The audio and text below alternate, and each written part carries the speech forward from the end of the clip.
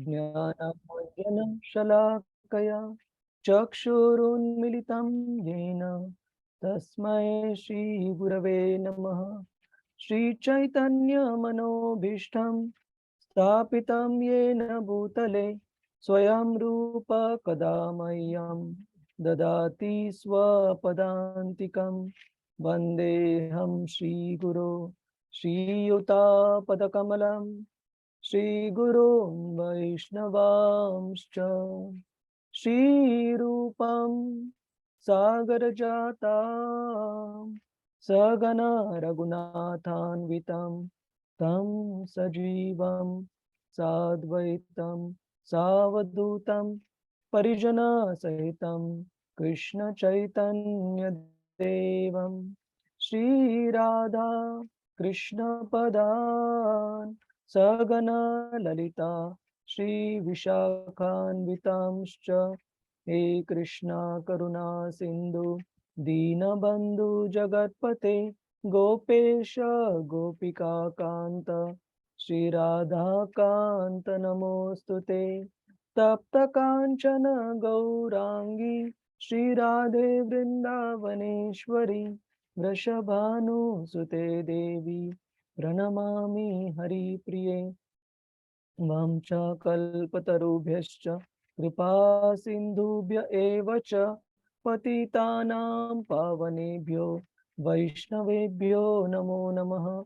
नमः ॐ विष्णुपदाय कृष्णपृष्ठाय भूतले श्रीमते भक्तिवेदान्त स्वामिन् इति नामिने। नमस्ते सरस्वते देवी गौरवाणी प्रचारिणे निर्विशेष शून्यवादी पाश्चात्य देश तारिणे। जय श्री कृष्ण चैतन्य प्रभु नित्यानंद श्री अद्वैत गदाधर श्रीवास आदि गौर भक्त वृंद। हरे कृष्णा कृष्ण कृष्ण हरे हरे, हरे राम राम राम हरे हरे। हरे कृष्ण। तो बहुत बहुत धन्यवाद आप सभी का आज के इस चर्चा सत्र में भाग लेने के लिए। हम बहुत ही महत्वपूर्ण अध्याय शुरू करने वाले हैं, the opulence of the absolute. भगवान कृष्ण का विभूति योग। विभूति मतलब भगवान कृष्ण के ऐश्वर्य। Let me share the slides.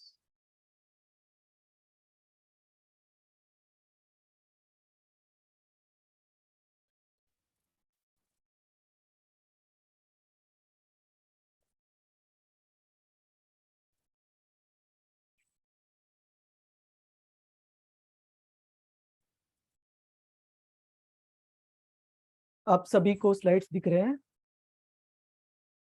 जी प्रभु जी। ओके।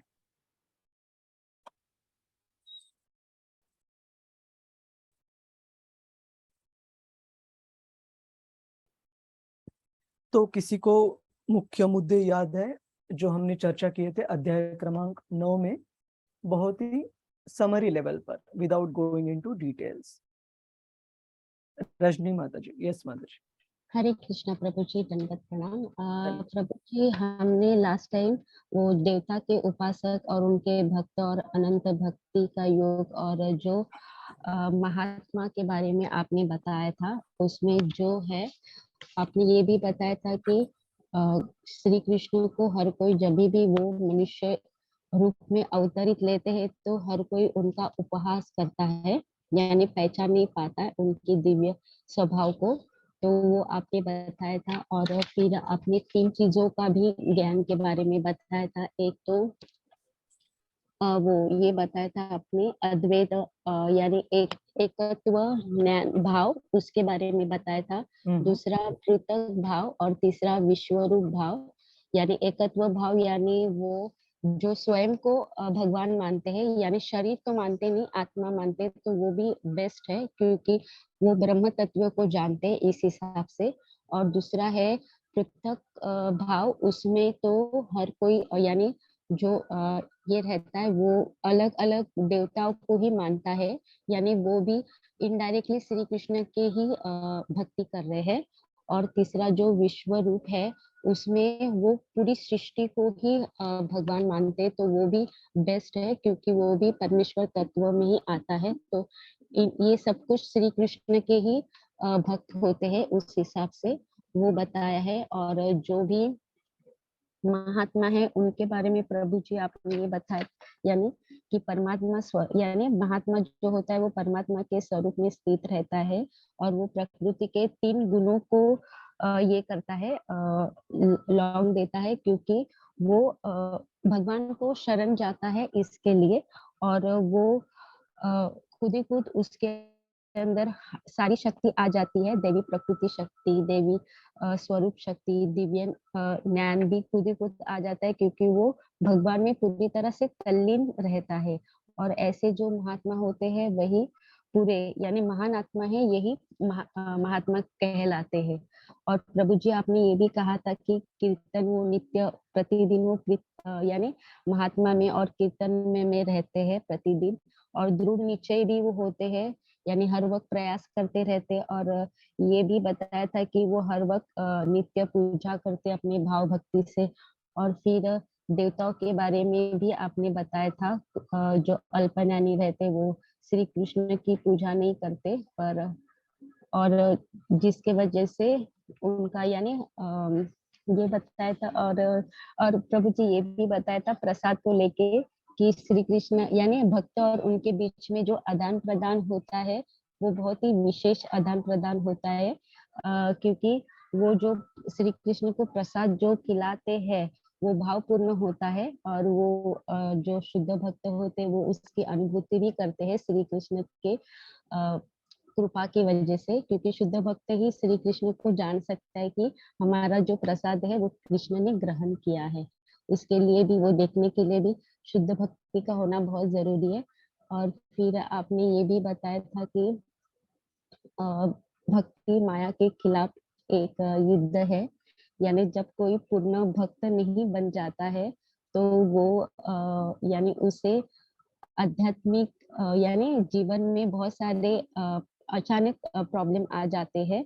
तो फिर उसको भी हमें ये नहीं समझना चाहिए, क्योंकि वो किसी परिस्थिति के वजह से वो घृणित हो जाता है, तो इसको निंदनीय नहीं करना चाहिए। जैसे कि चंद्रमा के धब्बे से चांदनी के प्रसार, यानी चांदनी का प्रकाश, ऐसा कुछ बताया था धब्बे की वजह से। हम्म। तो वो, तो इस प्रकार प्रभु जी इतना बताया था आपने, बस। बहुत बहुत बहुत धन्यवाद रजनी माता जी।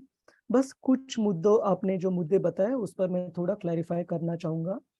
भगवान कृष्ण 9वें अध्याय में जो 3 प्रकार के लोग बताते हैं, जो उन्हें अदर वेज मतलब अन्य मार्गों से उनकी भक्ति तो नहीं बोल सकते, उपासना करते हैं।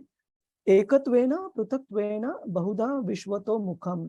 तो एकत्वेन मतलब प्लेन इंग्लिश में इसे मोनिस्टिक फिलोसॉफी कहा जाता है, जैसे मायावादी है जो कि आत्मा और परमात्मा में फर्क नहीं जानते। इंग्लिश में श्रील प्रभुपाद जी लिखते हैं, he who worships himself as the one with the supreme lord. वो व्यक्ति समझता है कि भगवान मैं ही हूँ। तो हमने इस पर देखा था श्री चैतन्य महाप्रभु का एक्सप्लेनेशन। हमने अद्वैतवाद देखा, जो कि अद्वैतवाद बताता है कि आत्मा और परमात्मा सिमिलर है, जैसे शंकराचार्य जी ने मोनिस्टिक फिलोसॉफी बताई। उसके बाद हमने मध्वाचार्य जी का एग्जाम्पल देखा था, उन्होंने द्वैतवाद सिखाया कि आत्मा और परमात्मा अलग अलग है।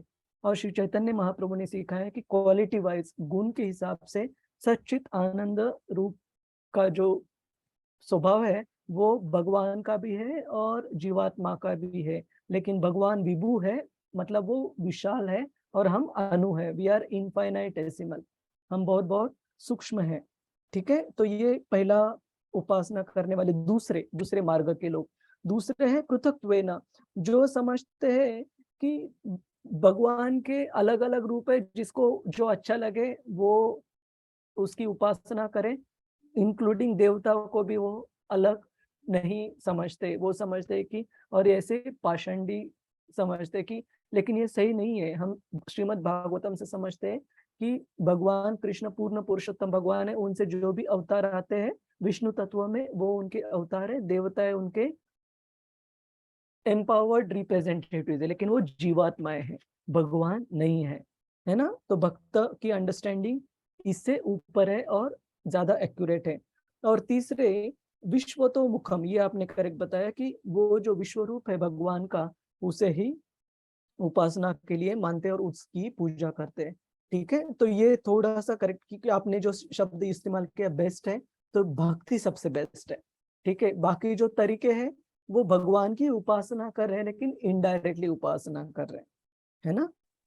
यस यस प्रभु जी, थैंक यू, धन्यवाद प्रभु जी। हरे हरे कृष्णा। हरे कृष्ण। तो हम अभी शुरुआत करते हैं, एक बार रिवीजन की स्लाइड देखेंगे, कुछ और मुद्दे हैं। महात्माओं के हमने गुण देखे, उनका व्यवहार देखा, और देवताओं की पूजा के बारे में हमने काफी विस्तार से चर्चा की। इनफैक्ट 7वें अध्याय में भी भगवान कृष्ण जो बताते, उसके साथ कंपैरिजन किया जो 9वें अध्याय में बताया है।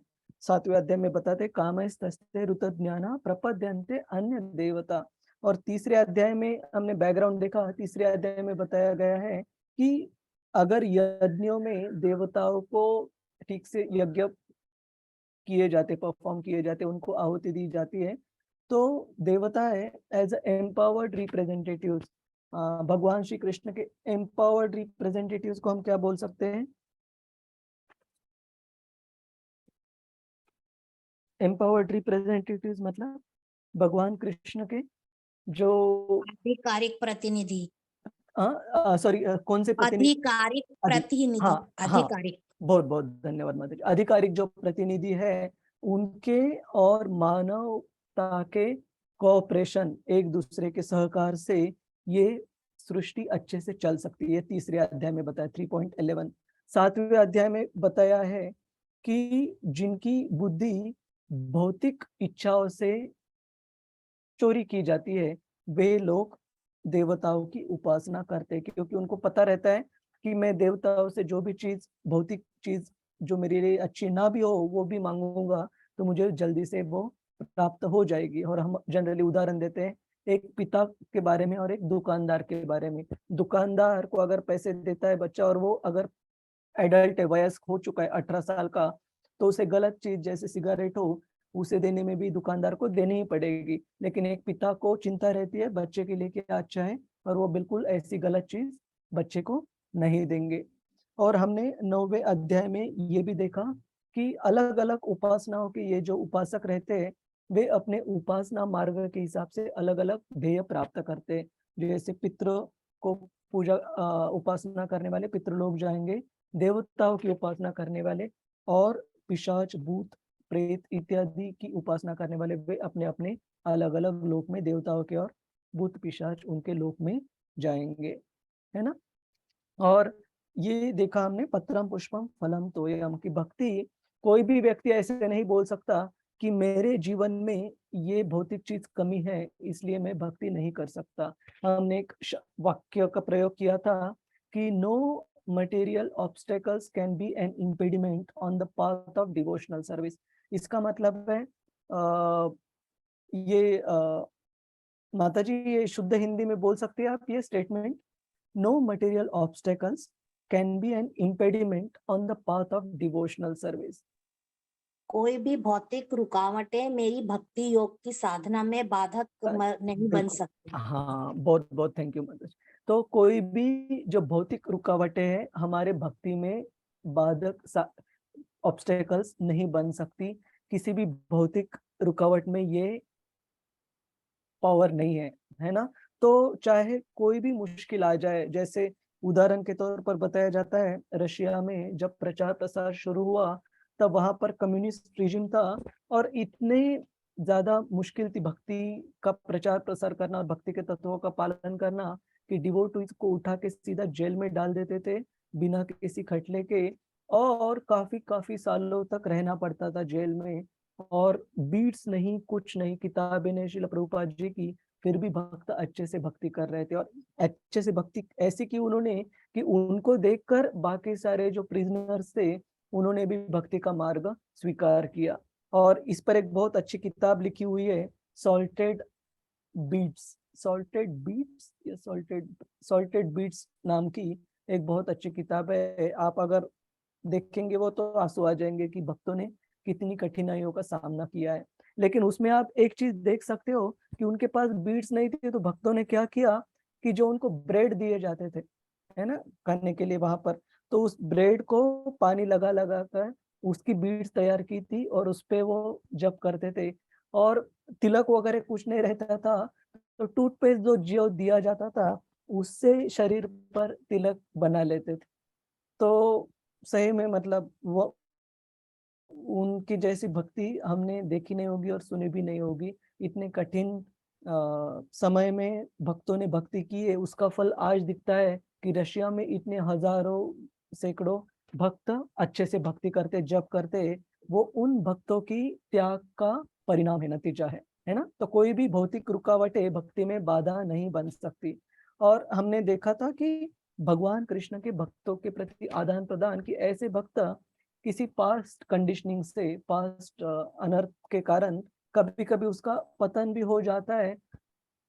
लेकिन अगर वो अपनी भक्ति में दृढ़ता से आगे बढ़ता है तो हमने कभी भी ये समझना नहीं चाहिए, उसको, उस भक्त को नीचा नहीं समझना चाहिए।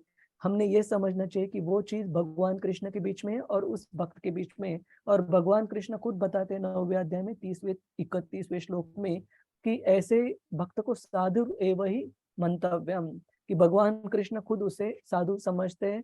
और क्षिप्रम भवति धर्मात्मा, क्षिप्रम मतलब बहुत बहुत जल्दी भगवान कृष्ण उनकी जो भी हृदय में जो भी अनर्थ है उसको दुरुस्त कर कर उस भक्त को फिर से अच्छे भक्ति के मार्ग पर लाते हैं। तो कभी भी हमने ऐसे नहीं समझना चाहिए कि ये भक्त तो अभी पतित है, वो भगवान के बीच में है और उस भक्त के बीच में है, नहीं तो हमारे लिए वो अपराध हो जाएगा।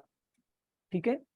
और हमने कंक्लूड किया था जो भगवत गीता का सार वाला श्लोक है सबसे अंत में, मन मना भव मद भक्तो मध्या जी माम नमस्कुरु मामय वैश्यसि युक्तत्वम आत्मानं मत्परायणः। तो यहाँ पर भगवान कृष्ण बताते हैं कि कैसे हमेशा हमारे मन को भगवान में स्थिर करना चाहिए। मन मना भव मद भक्तो, मेरे engage your mind always in thinking of me, हमारे मन को हमेशा भगवान की सोच में, उनके स्मरण में लगाना चाहिए और भगवान के भक्त बनना चाहिए, उनको प्रणाम अर्पण करना चाहिए, उनको पूजा अर्पण करनी चाहिए। Being completely absorbed in me, surely you will come to me। और भगवान कृष्ण बताते कि ऐसे भक्त उनके पास भगवत धाम जरूर आएंगे। तो हम इस अध्याय में देखेंगे, 10वें अध्याय में, इस श्लोक की कंटिन्यूएशन में, कि भगवान कृष्ण के ऊपर हमारा ध्यान कैसे केंद्रित कर सकते हैं, उनकी विभूतियों को, उनकी महानता को जानकर। और उनकी विभूतियों को जानना क्यों महत्वपूर्ण है हमारे भक्ति में दृढ़ होने के लिए, इसके बारे में हम श्रील प्रभुपाद जी के एक तात्पर्य से शुरुआत करेंगे। ठीक है।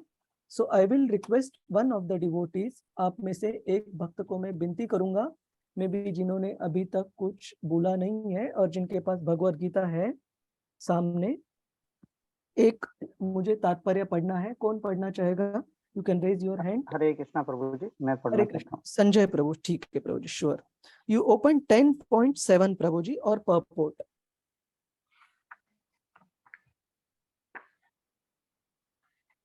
बहुत महत्वपूर्ण परपोर्ट है और जैसे मैंने विनती की थी, ये जो भी हम मुद्दे चर्चा करने जाएंगे श्रील प्रभुपाद जी के तात्पर्य में से, उस तात्पर्य के सेक्शन को नोट कीजिए, अंडरलाइन कीजिए या मार्कर से नोट कीजिए। ठीक है, बहुत बहुत महत्वपूर्ण तात्पर्य है ये सभी। संजय प्रभु रेडी? एक मिनट प्रभु जी, मैं हाँ बुक हाँ निकाल रहा हूँ। हाँ।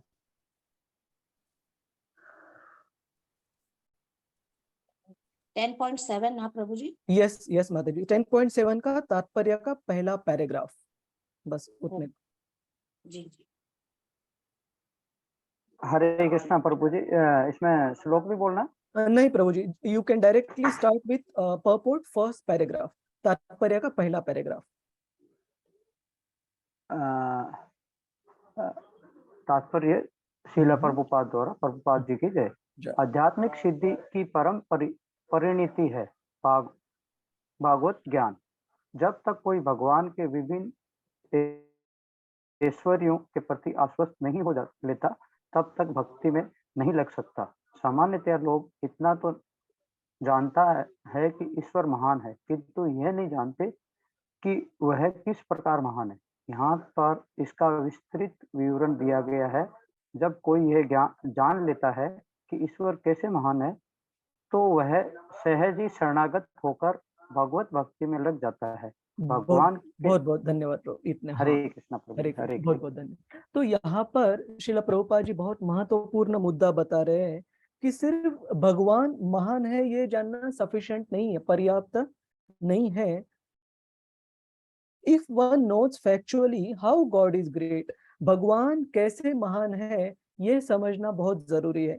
और ये अगर हम समझेंगे तो क्या हो जाएगा, such a person engages himself in the devotional service of the Lord and becomes a surrendered soul. ये व्यक्ति एक समर्पित आत्मा बन जाएगा, एक भक्त बन जाएगा समर्पित, और भक्ति में दृढ़ता से लग सकता है अगर हमें पता है कि भगवान की विभूतियां क्या है, भगवान महान कैसे है। जैसे काफी बार हम कुछ कुछ फेथ्स में देखते हैं, हम किसी धर्म का नाम नहीं लेना चाहते, लेकिन देखते हैं कि गॉड इज ग्रेट, बहुत अच्छा है, भगवान महान है। लेकिन भगवत गीता, श्रीमद् भागवतम हमें सिखाते कि भगवान महान क्यों है, ये समझना बहुत बहुत जरूरी है अगर हमें भक्ति में दृढ़ होना है तो। और श्रील प्रभुपाद जी दूसरे वाक्य में लिखते हैं इस तात्पर्य के, unless one is firmly convinced of the different opulences of the Supreme Lord, he cannot engage in devotional service. जब तक हम इन मुद्दों से, भगवान की महानता से, उनके ऐश्वर्य को एकदम विवरण से, एकदम विस्तार से नहीं जानते होंगे, हम भक्ति में दृढ़ता से एंगेज नहीं हो सकते, है ना। तो ये महत्व है, हमें भगवान के ऐश्वर्य का ज्ञान क्यों होना चाहिए, ये ऑप्शनल नहीं है, ये हमारी भक्ति में दृढ़ होने के लिए बहुत बहुत जरूरी है। जैसे मैं आपको एक उदाहरण देता हूँ, ठीक है, कि समझो मुझे कल समझो पुणे जाना है, ठीक है, और पुणे से मुझे एक जगह पर जाना है, से औरंगाबाद, और मुझे अगर औरंगाबाद की रूट पता नहीं है, रोड पता नहीं है, तो मैं कैब ड्राइवर अगर ड्राइव भी कर रहा है, उसे भी रोड पता नहीं, वो मुझ पे डिपेंडेंट है, तो वो कार एकदम प्रॉपर स्पीड से नहीं चला पाएगा, मे बी 20-30, और बीच में रुक जाएगा, किसी को पूछेगा कि औरंगाबाद का रास्ता यही है। लेकिन आगे चलकर हमें एक दो व्यक्तियों से कंफर्म पता चला कि आप गलत रास्ते पे, आपने यू टर्न लेके इस डायरेक्शन में जाना चाहिए। जैसे वो एक बार डायरेक्शन फर्म हो जाएगी, हम प्रॉपर स्पीड से निकल सकते हैं। क्यों? क्योंकि हमें पूरी तरह से पता है कि औरंगाबाद किस डायरेक्शन में है। उसी तरह भगवान की महानता को अगर हम, मतलब इफ वी हैव डाउट्स, अगर हमारे मन में संदेह है कि ठीक है भगवान कृष्ण महान है, बाकी ये देवता भी महान है, ये महान व्यक्ति इस जगत के भी महान है, आगे चलकर भगवत गीता में आएगा कि 3 प्रकार के भाव बताए गए कि कुछ लोग भगवान को वो तो शुद्ध भक्ति में है, लेकिन कुछ लोग देवी देवताओं की पूजा अर्चना उपासना करते हैं, वो सत्व गुण में बताए गए हैं। और जो रजोगुण के लोग रहते हैं, वे इस भौतिक जगत के महान लोगों की उपासना करते हैं। जैसे आपने देखा होगा कि जो रिचेस्ट व्यक्ति है, जो सबसे अमीर व्यक्ति इस समय पर, बहुत सारे फॉलोअर्स हैं, उनके हजारों लाखों फॉलोअर्स हैं। तो आपको क्या लगता है कि क्यों इतने विशेष रूप से प्रभावित हैं? क्योंकि वो भौतिक जगत में बद्ध जीवों का एक गुण बताया गया है कि रजोगुण में जो व्यक्ति रहते हैं, वो इस जगत के महान लोगों की उपासना करते हैं, ये गुण है। और उसी तरीके से जो तमोगुण में रहते हैं, भूत प्रेत पिशाच इत्यादि इनकी उपासना करते हैं। तो अगर हमें भगवान कृष्ण के बारे में, उनकी विभूतियों का विस्तार से पता हो, तो ही हम भक्ति में दृढ़ता से लग पाएंगे। जैसे हमें अगर औरंगाबाद जाने की रोड अगर डायरेक्शन क्लियर हो, तो ही हम फुल स्पीड से प्रॉपरली जा पाएंगे, नहीं तो गाड़ी बीच बीच में रोकनी पड़ेगी, पूछना पड़ेगा, और श्योरिटी नहीं रहेगी इधर जाना है या उधर जाना है। ठीक है, ये मुद्दा आपको समझ में आ गया। तो 9वें अध्याय में भगवान कृष्ण अंत में बताते हैं, मन मना भव मद भक्तो, कि भगवान के ऊपर हमारा मन केंद्रित करना चाहिए, ध्यान केंद्रित करना चाहिए। तो 10वें अध्याय में भगवान कृष्ण सिखाते हैं कि कैसे हम भगवान के ऊपर अपना मन केंद्रित कर सके, कैसे उनके ऊपर ध्यान हम कर सके, उनको विभूतियों को समझ के। ये एक चीज हमने सीखनी है। दूसरी महत्वपूर्ण चीज 7वें अध्याय में और 9वें अध्याय में हमने भगवान कृष्ण के जो एनर्जीज, जो उनकी शक्तियां हैं, जैसे 7वें अध्याय में हमने देखा भूमि आपो नलो वायु खम मनोर बुद्धि एवच, कि पृथ्वी जल वायु अग्नि आकाश, ये पंचमहाभूतों के भगवान की शक्तियों के बारे में देखा, मन बुद्धि अहंकार के बारे में भी देखा हमने 7वें अध्याय में। 9वें अध्याय में भी भगवान कृष्ण बताते हैं 10 से लेके 16वें श्लोक तक जितना याद है, कि ये भौतिक जगत कैसे बना है, और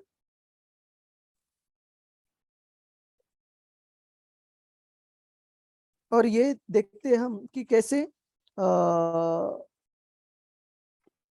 इस भौतिक जगत की निर्माण और इसका प्रलय होता रहता है, इसका विनाश होता रहता है, और जो भौतिक बद्धवश अवस्था में जीव है उनको कैसे अलग अलग वो ऊपरी स्तर के स्वर्गलोक में जाकर भी उनको फिर से जैसे पुण्य कर्म उनके खत्म हो जाते हैं, बाद में इस मर्त्यलोक में आना पड़ता है। तो भगवान कृष्ण उनकी शक्तियों के बारे में 7वें और 9वें अध्याय में काफी वर्णन किया है, और ये भौतिक जगत कैसे उन शक्तियों से बना है, उस भौतिक शक्तियों से भौतिक जगत कैसे चल रहा है, इसके बारे में हमने चर्चा की। अभी इस अध्याय में हम देखते हैं कि उन शक्तियों द्वारा भगवान की अलग अलग मैनिफेस्टेशन, उनकी अभिव्यक्तियां कैसी है उन शक्तियों के आधार पर, ताकि एक बद्ध जीव को भी भगवान कृष्ण को समझने में मदद हो। इस भौतिक जगत में आजू बाजू होने वाली जो भी वस्तु है, जो भी चीजें, जैसे चंद्रमा हो, सूरज हो, प्रकाश हो, पानी हो, पानी की टेस्ट को हम क्या बोलते हैं हिंदी में? स्वाद। पानी का स्वाद कैसे हो, ये सारे भौतिक चीजों से भी हम भगवान कृष्ण को कैसे समझे, ये इस अध्याय में बताया गया है कि भगवान की शक्तियों को लेकर उनकी अभिव्यक्तियों को समझना, जिससे कि हम इस भौतिक जगत पर भी हमारे इंद्रियों का इस्तेमाल कर कर भगवान को समझ पाए, ये भी इस 10वें अध्याय में बताया गया है। तो 2 मुद्दे हमने चर्चा की, एक की भगवान के ऊपर ध्यान केंद्रित करने के लिए भगवान बताते हैं 9वें अध्याय में, वो ध्यान कैसे केंद्रित करें उनकी विभूतियों को जानकर, ये एक मुद्दा, और उनके भौतिक जो शक्तियां है, earth water fire air ether, पृथ्वी वायु जल अग्नि आकाश इत्यादियों द्वारा भगवान की अभिव्यक्तियां इस भौतिक जगत में कैसी है, जिनको देखकर, जिनको समझकर हम भगवान को जान सकते, समझ सकते, ये भी 10वें अध्याय में काफी अच्छे से बताया गया है। तो हम यहाँ पर कुछ श्रील प्रभुपाद जी के तात्पर्य और उनके क्लासेस में से कुछ वाक्य पढ़ेंगे। वंदना माता जी, हरे कृष्णा। हरे कृष्ण प्रभु जी, दंडवत प्रणाम। दंडवत माता जी, आप पढ़ना चाहेंगी? ये पढ़ूं? जी हाँ। हाँ। विभूति विस्तार योग। श्री भगवान ने कहा, हे महाबाहु अर्जुन, और आगे सुनो, क्योंकि तुम मेरे प्रिय सखा हो, अतः मैं तुम्हारे लाभ के लिए ऐसा ज्ञान प्रदान करूंगा जो अभी तक मेरे द्वारा बताए गए ज्ञान से श्रेष्ठ होगा। भगवद गीता 10.1। हरे कृष्ण। हरे कृष्णा, बहुत बहुत धन्यवाद माता जी। तो इसी 10वें अध्याय के तात्पर्य में से हम आखिरी पैराग्राफ भी एक बार पढ़ेंगे कि भगवान के इन विभूतियों को सुनने का एक भक्त के लिए फायदा क्या है। ठीक है, तो शशि माता जी ने हाथ रेस किया है। शशि माता जी, आप पहले श्लोक का तात्पर्य का अंतिम पैराग्राफ पढ़िए माता जी। हरे कृष्ण प्रभु जी। हरे धन्यवाद। यो जो श्री प्रभुपाद की जय, श्री प्रभुपाद के द्वारा यो जो भगवान के विषय में कोई सुनता है तो वह भक्ति में रमता जाता है। मनुष्य को चाहिए कि भक्तों की संगति में भगवान के विषय में सदा श्रवण करे, इससे उसकी भक्ति बढ़ेगी। भक्तों के समाज में ऐसी चर्चाएं केवल उन लोगों के बीच हो सकती है जो सचमुच कृष्ण भावना में के इच्छुक हो। ऐसी चर्चाओं में अन्य लोग भाग नहीं ले सकते। भगवान अर्जुन से स्पष्ट शब्दों में कहते हैं कि चूंकि तुम मुझे अत्यंत प्रिय हो, अतः तुम्हारे लाभ के लिए ऐसी बातें कह रहा हूँ। हरे कृष्ण।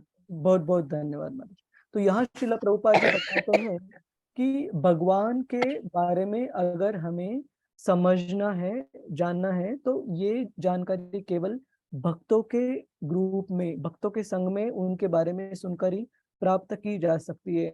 ये भौतिक समझ की बात नहीं है।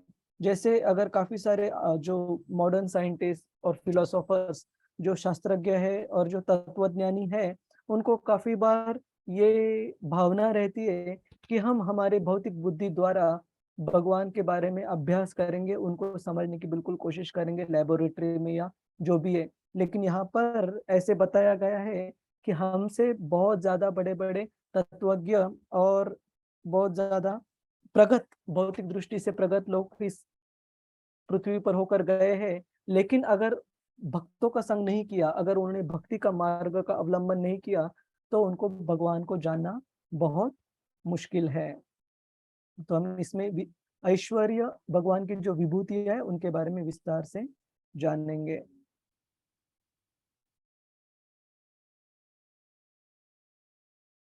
आरती माता जी, you would like to read? Hare Krishna. Hare Krishna प्रभु जी। यस माता जी। विभूति विस्तार योग। जब कृष्ण इस पृथ्वी पर मौजूद थे, उन्होंने सभी 6 ऐश्वर्य प्रदर्शित किए। इसलिए पाराशर मुनि जैसे महान संतों ने कृष्ण को भगवान के सर्वोच्च व्यक्तित्व के रूप में स्वीकार किया है। हाँ, आगे पढ़िए। इससे पहले 7वें अध्याय से शुरुआत करते हुए भगवान पहले ही अपनी विभिन्न ऊर्जाओं और उनके कार्य करने के तरीके के बारे में बता चुके हैं। अब इस अध्याय में वे अर्जुन को अपने विशिष्ट ऐश्वर्य की व्याख्या करते हैं। हाँ, तो जो श्रील प्रभुपाद जी ने पराशर मुनि के बारे में बताया, जो वो पराशर मुनि श्रील व्यासदेव जी के पिताजी हैं, और उन्होंने ये शब्द बताया है, एक्सप्लेन किया है। कौन सा? भगवान। भगवान मतलब जो 6 ऐश्वर्य से परिपूर्ण है। 6 ऐश्वर्य कौन से हैं? Strength, wealth, beauty, fame, knowledge, renunciation. इनके अभी हिंदी में अनुवाद इतना फ्लुएंटली नहीं बता पाऊंगा मैं, लेकिन आप बता सकते हैं। प्रभु जी मैं बता। हाँ माता जी, बताइए। हरे कृष्ण प्रभु जी, दंडवत प्रणाम। संपूर्ण शक्ति, संपूर्ण यश, संपूर्ण धन, संपूर्ण ज्ञान, संपूर्ण सौंदर्य और संपूर्ण त्याग। हाँ, बहुत बहुत धन्यवाद माता जी। और भगवान कृष्ण यहाँ पर बताते हैं कि उनको जानना विशेष क्यों है, क्योंकि एकदम महान से महान जो सुरगना, जो देवताएं है, जैसे ब्रह्मा जी है, शिव जी है, और बाकी भी जो देवता है, नमे विदु सुरगना प्रभवम न महर्षयः, या फिर जो महान ऋषिगण भी होकर गए हैं, उनको भी पूरी तरह से भगवान के बारे में पता नहीं है। इनफैक्ट ब्रह्मा जी, उनकी प्रार्थना आती है श्रीमद् भागवतम में, और कृष्णा बुक में भी श्रील प्रभुपाद जी लिखते हैं ब्रह्म विमोहन लीला के बाद कि, और काफी बार, एक ही बार नहीं, जब ब्रह्मा जी को द्वारका में भगवान कृष्ण ने बुलाया था, तभी भी ब्रह्मा जी का जो अभिमान था, उसको चूर चूर किया था भगवान कृष्ण ने, ये उनको दिखाकर कि हमारे पृथ्वी के, इस भौतिक जगत के जो ब्रह्मा जी है, पृथ्वी के नहीं, इस भौतिक जगत के, वे ब्रह्मा जी केवल 4 सर है उनके, लेकिन ऐसे अलग अलग ब्रह्मांड है इस भौतिक जगत में, जहाँ के ब्रह्मा को इससे भी बहुत ज्यादा सर है। जैसे कुछ कुछ ब्रह्मास को 10 सर है, कुछ ब्रह्मास को 100, कुछ ब्रह्मास को सैकड़ों, कुछ ब्रह्मास को मिलियंस। ये श्रीमद् भागवतम में आप कथा पढ़ सकते हैं, कृष्णा बुक में भी। जब ब्रह्मा जी को थोड़ा अभिमान हुआ था, तो भगवान कृष्ण ने अलग अलग ब्रह्मांडों के ब्रह्मा जी को बुला लिया था कि तुम अकेले ब्रह्मा नहीं हो, तुम इस भौतिक जगत के ब्रह्मा हो, लेकिन ऐसे अलग अलग अनंत ब्रह्मांड है, और उन अनंत ब्रह्मांडों में अलग अलग ब्रह्मा जी निवास कर रहे हैं। तो भगवान को जानने के लिए जो जो क्वालिफिकेशन को हम हिंदी में क्या बोलते हैं? जो पात्रता, योग्यता, हाँ, जो योग्यता है, पात्रता है, वो भौतिक योग्यता बिल्कुल नहीं है। भौतिक योग्यता अगर रहेगी, तो ब्रह्मा जी के ऊपर भौतिक योग्यता किसी व्यक्ति की नहीं है इस भौतिक जगत में। लेकिन यहाँ पर भगवद गीता में भगवान कृष्ण बताते हैं कि वो भी भगवान को पूर्ण रूप से समझ नहीं सकते। एक वाक्य शिला प्रभुपाद जी लिखते हैं 10वें स्कंद के दूसरे श्लोक के तात्पर्य में, 10वें अध्याय के दूसरे श्लोक के तात्पर्य में, scholarship is not the qualification necessary to understand Krishna.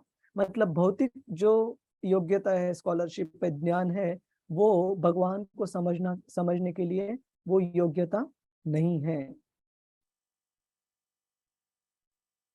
ये हम यहाँ पर करिश्मा माता जी, would you like to read? Yes प्रभु जी, हरे कृष्ण प्रभु जी। हरे कृष्ण। यस माता जी। विभूति विस्तार योग, हालांकि वे देवता भी नहीं जानते हैं, यहाँ तक कि महान ऋषियों भी वे आपके घर पर जा सकते हैं। अजीता जीतो असी, हालांकि वे अजेय हैं। यदि आप इस प्रक्रिया को अपनाते हैं, क्योंकि मानव समाज में हमसे महान व्यक्तित्व, देवता, सुरगण वे नहीं जान सकते। हरे कृष्ण। हरे कृष्ण।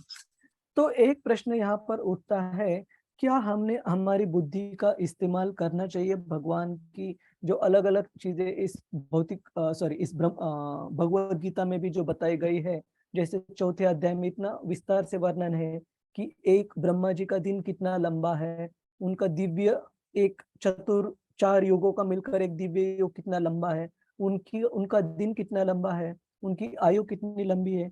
क्या हमने हमारी बुद्धि को इस्तेमाल करना चाहिए? उत्तर है हाँ, और उत्तर है भगवान कृष्ण को जानने के लिए नहीं भी। हाँ क्यों है, पहले हम ये देखते हैं।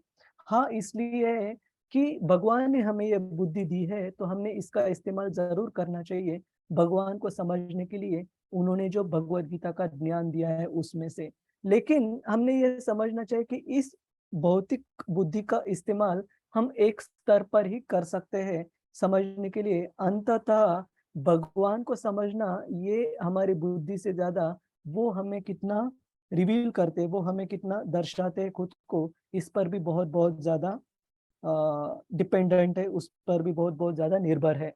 जिसके बारे में हम एक कथा सुनते हैं कि एक बार महर्षि नारद मुनि वैकुंठ लोक से पृथ्वी पर आने वाले थे, और वे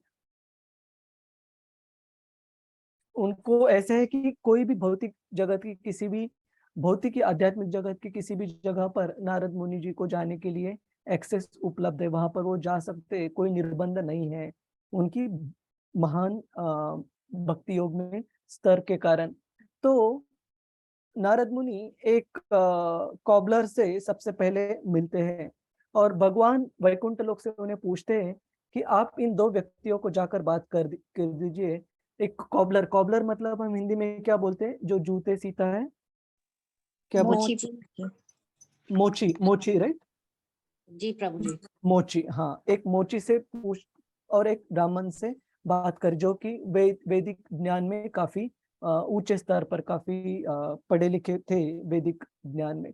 तो उस मोची के पास नारद मुनि जाते हैं और उन्हें पूछते हैं कि मैं वैकुंठ में जाने वाला हूँ, तो आपको कुछ पूछना है भगवान से कि तो वो कहते कि बस मेरा भगवान को प्रणाम बताइएगा, और ये पूछेगा कि मैं आध्यात्मिक जगत में कब आने वाला हूँ। वैसे तो उनको बिल्कुल आशा नहीं रहती, लेकिन ये प्रश्न पूछते। तो नारद मुनि कहते कि ठीक है, और आगे चलकर एक ब्राह्मण जो कि वैदिक ज्ञान में काफी पारंगत थे, उनसे पूछते हैं कि आपको कुछ पूछना है भगवान से वैकुंठ लोक में। तो वो भी पूछते हैं कि भगवान से हाँ ये पूछ लीजिएगा कि मैं भौतिक आध्यात्मिक जगत में कब आ जाऊंगा।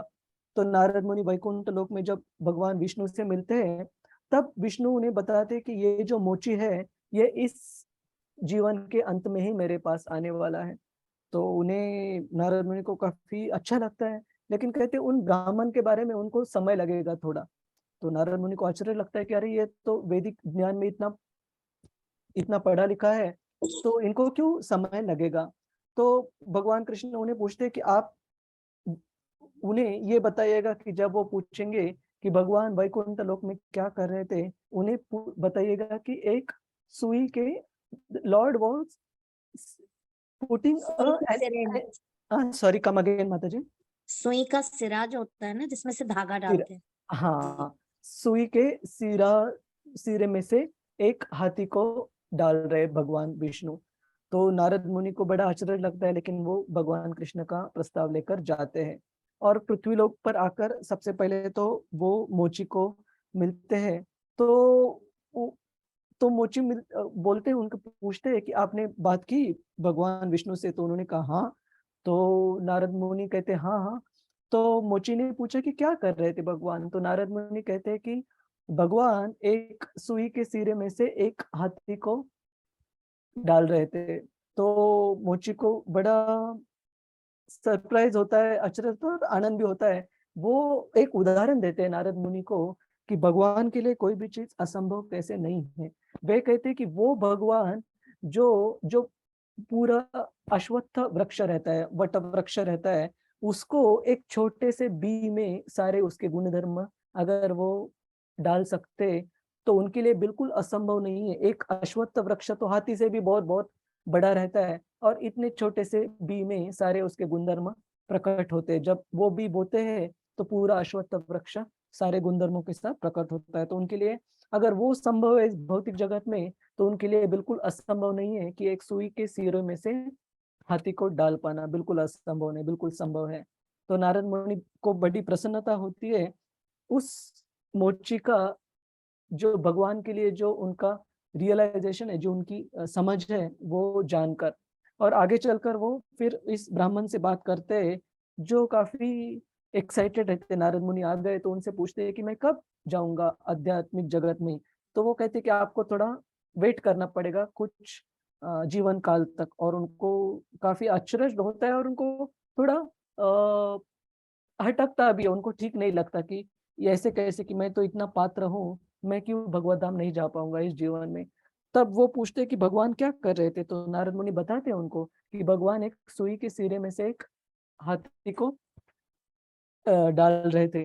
तब इन ब्राह्मण को बिल्कुल विश्वास नहीं। वो कहते हैं कि आप भगवान से शायद मिले ही नहीं, और वो डिसमिस कर देते वो तुरंत नारद मुनि को कि आप मेरी परीक्षा ले रहे हो या जो भी है, लेकिन मैं नहीं मानता कि आप भगवान से मिले हो करके। तो भगवान इससे ये समझता है कि भगवान को जानने के लिए भौतिक योग्यता है, ये जरूरत नहीं है, लेकिन हमारा विश्वास। और विश्वास कैसे होना चाहिए? वो हमारे साधना के, हमारे भक्ति के आधार पर बनाया गया विश्वास होना चाहिए, अंधविश्वास नहीं होना चाहिए। अंधविश्वास मतलब कोई भी चीज ले लेना बिना किसी शास्त्रों के आधार पर, बिना किसी गुरु साधु शास्त्र, ये जो ट्राइपॉड है, इसके आधार पर ऐसे मान जाना। और ऐसे श्रील प्रभुपाद जी बताते हैं, philosophy without what is that spirituality, what is that statement? Fanaticism, Prabhuji, हाँ हाँ, पूरा स्टेटमेंट क्या है वो श्रील प्रभुपाद जी का? is just sentimental. पूरा स्टेटमेंट क्या है माता जी? नहीं प्रभुजी, मेरे को अभी याद नहीं है, सॉरी। एक minute. Without Sentiments, without sentiments is fanaticism. हाँ, religion without philosophy is sentimentalism. And एक मिनट पूरा मैं खोलता हूँ। मैं सर्च करती हूँ प्रभुजी, मैं चेक करती हूँ जी।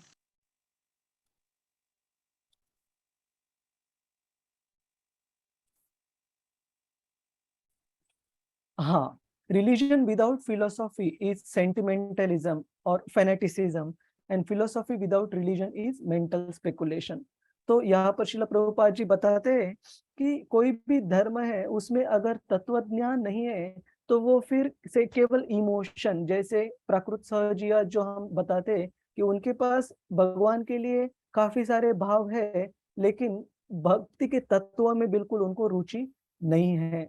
और उसी तरह से श्रील प्रभुपाद जी बताते हैं कि philosophy without religion is mental speculation. और केवल तत्व ज्ञान है, लेकिन उसमें भक्ति के मार्गदर्शक तत्वों की का कोई ज्ञान नहीं है, रिलीजन धर्म का कोई ज्ञान नहीं है, तो वो फिर मेंटल स्पेकुलेशन। जैसे बहुत अलग अलग तत्व ज्ञान इस भौतिक जगत में भी उपलब्ध है, जिसमें भक्ति का कुछ लेना देना नहीं है।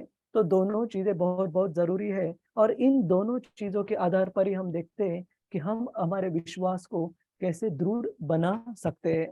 और इस 10वें अध्याय में स्पेसिफिकली बताया गया है कि भगवान की विभूतियों को, उनके ज्ञान को समझकर हम हमारे भक्ति में हमारे विश्वास को कैसे दृढ़ कर सकते हैं।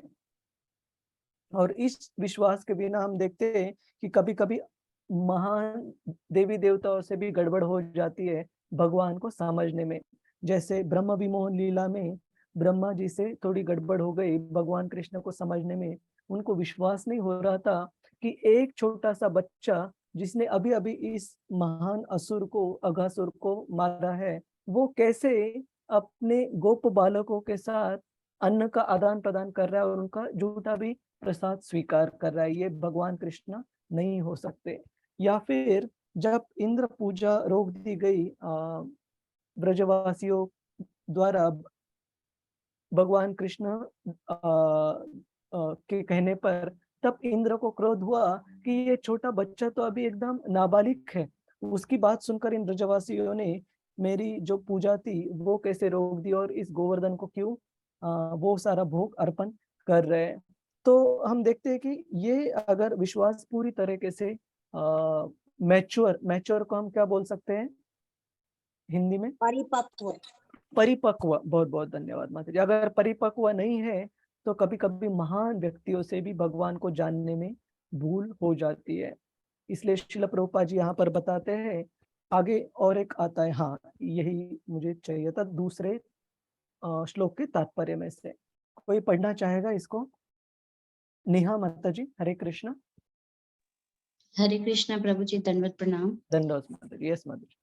यहाँ भगवान अप्रत्यक्ष रूप से कहते हैं कि यदि कोई परम सत्य को जानना चाहता है, यहाँ मैं भगवान के रूप में उपस्थित हूँ, मैं सर्वोच्च हूँ, किसी को यह जानना चाहिए, वह हम वास्तव में कृष्ण को समझ सकते हैं जो शाश्वत आनंद और ज्ञान से भरे हुए हैं। केवल भगवत गीता और श्रीमद् भागवतम में उनके शब्दों का अध्ययन करके। तात्पर्य 10.2। हाँ, बहुत बहुत धन्यवाद। तो कोई पूछ सकता है कि अरे महान देवी देवताओं से भी भूल हो जाती है भगवान को समझने में, और अगर वो भगवान को पूरी तरह से जान नहीं सकते तो हम किस झाड़ की पत्ती, है ना? हमें तो बिल्कुल मुश्किल है। लेकिन यहाँ पर श्रील प्रभुपाद जी हमारे आचार्यों ने लिखा है कि हम अगर भगवान ने दिए गए शब्दों के ऊपर पूरा भरोसा रखकर, अगर पूरे विश्वास के साथ इन ग्रंथों का अध्ययन करते, जैसे भगवान के जो शब्द है भगवत गीता और भगवान के बारे में जो बताया गया है श्रीमद् भागवतम, इन दोनों का अगर हम अच्छे से अध्ययन करते तो भगवान कृष्ण की पूर्ण रूप से अनुभूति एक व्यक्ति को, एक भक्त को जरूर हो जाएगी। इनफैक्ट श्रीमद् भागवतम में श्रील प्रभुपाद जी लिखते हैं कि अगर कोई सिस्टमेटिकली, मतलब step by step Shrimad Bhagavatam का अध्ययन करता है, पहले स्कंद से लेके सब्सिक्वेंट जो स्कंद है वो यहाँ तक 9वें स्कंद तक जाते वक्त एक व्यक्ति पूरी तरीके से कन्विंस हो जाएगा, पूरी तरीके से उसका विश्वास दृढ़ हो जाएगा कि भगवान कृष्ण पूर्ण पुरुषोत्तम भगवान कैसे है। और फिर 10वें स्कंद में भगवान की जो लीला पुरुषोत्तम जो लीलाएं है उनकी, वो व्यक्ति, वो भक्त ठीक से समझ पाएगा। तो ये एक एम्पावरमेंट, ये एक एम्पावरमेंट को हम हिंदी में क्या बोलते हैं माता जी? सशक्तता। सशक्तता। ये एक this is one of the promises, this is one of the, ये एक सशक्तता है एक भक्त को दी गई है भगवान द्वारा और आचार्यों द्वारा। अगर हम उनके शब्दों के ऊपर और उनके बताए गए शब्दों के ऊपर अगर हम अच्छे से अध्ययन करेंगे, स्पेसिफिकली भगवत गीता और श्रीमद् भागवतम, तो पूरी तरीके से भगवान की अनुभूति करना एक साधारण व्यक्ति के लिए भी बिल्कुल संभव है।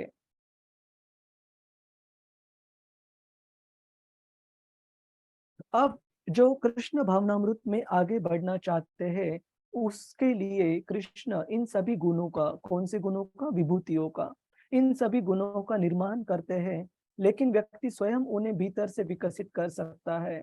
जो परमेश्वर की भक्ति सेवा में संलग्न होता है वह सभी अच्छे गुणों का विकास करता है, जैसे परमेश्वर ने व्याख्या दी है। यहाँ पर श्रील प्रभुपाद जी एक श्रीमद् भागवतम में एक श्लोक आता है जिसको रेफर कर रहे हैं उनके तात्पर्य में। वो श्लोक मैं आपको शेयर करता हूँ श्रीमद् भागवतम का, आप एक बार उसको भी नोट कर लीजिएगा अपने रेफरेंस के लिए।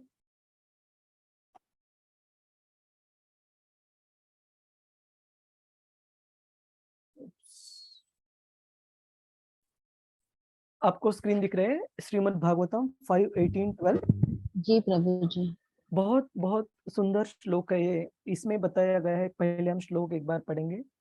यस्यास्ति भक्तिर् भगवती अकिंचना सर्वैर्गुणैस्तत्र समासते शुरा हराव अभक्तस्य कुतो महद्गुणा मनोरथेन सति धावतो बहि। यहाँ पर बताया गया है कि एक ऐसे व्यक्ति जो कि भगवान की भक्ति में जुड़ा हो, यस्यास्ति भक्तिर् भगवती अकिंचना, जो भगवान की अकिंचन भक्ति में जुड़ा हो, उस व्यक्ति में सर्वैर गुणैः तत्र समासते सुरा। सुरा मतलब सारे देवी देवता है।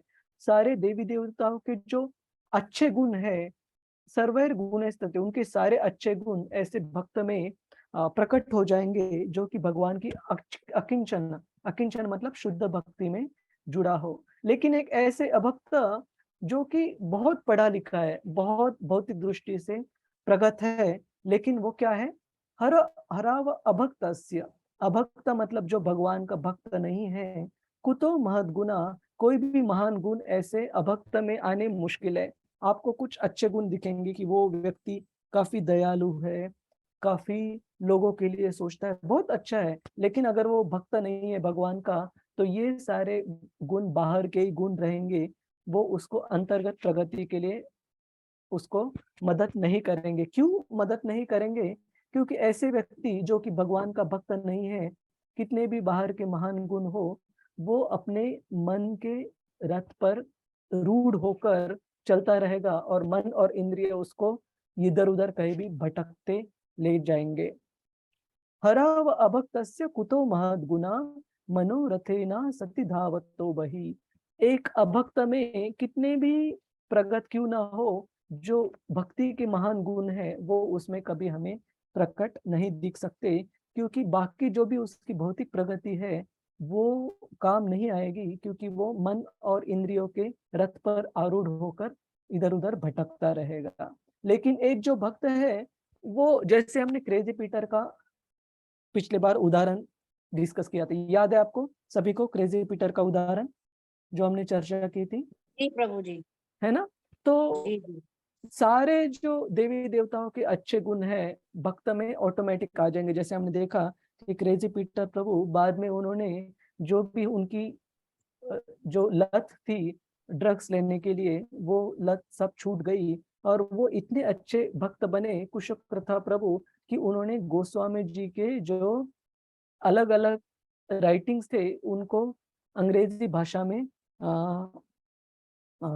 अनुवाद किया और भक्तों के सारे संप्रदाय के लिए मदद के लिए ये छोड़ गए। तो हम देखते हैं कि ऑटोमेटिकली भगवान की बस भक्ति में हमें जुड़े रहना है, सारे गुण ऑटोमेटिकली। और इसका मतलब ये भी है कि किसी भक्त को हम जब देखते हैं तो हम सोचते हैं कि अरे इस भक्त में ये दुर्गुण अभी भी क्यों है, वो दुर्गुण क्यों है। ये हमने भगवद गीता के 9वें अध्याय में भी देखा, क्षिप्रम भवति धर्मात्मा, कि अरे बाबा वो ट्रांजिशन में है और कुछ ही क्षण की बात है कि वो क्षिप्रम भवति, एकदम जल्दी से जल्दी पूरी तरीके से क्लीन हो जाएगा अगर वो भक्ति में अच्छे से जुड़ा है। लेकिन अगर हम भक्ति में अच्छे से जुड़ेंगे नहीं और लोगों के प्रति दुर्गुण निकालते रहेंगे तो हम वही के वही रह जाएंगे।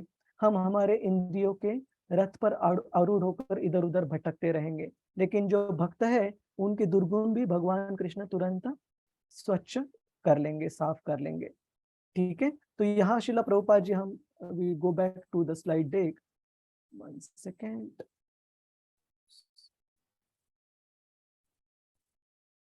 तो यहाँ पर शिला प्रभुपाद जी बताते हैं कि ऐसे व्यक्तियों जो भक्ति अकिंचन भक्ति में जुड़े हैं भगवान से, अंदर से सारे गुण, अच्छे गुण विकसित हो जाते हैं। और ये गुण कौन से हैं जो कि एक भक्त ने भी जो भक्ति में लगा है उन्होंने भी जरूर प्रयास करना चाहिए। ये गुण भगवान कृष्ण ने बताए हैं, जो दिव्य गुण है, ये श्लोक क्रमांक 4 और 5 में बताए हैं। तो कोई भक्त इन गुणों को पढ़ना चाहेगा, श्लोक क्रमांक 4 या 5। दीप्ति साहू माता जी, हरे कृष्ण। हरे कृष्ण प्रभु जी, दंडवत प्रणाम। धन्यवाद जी प्रभु जी।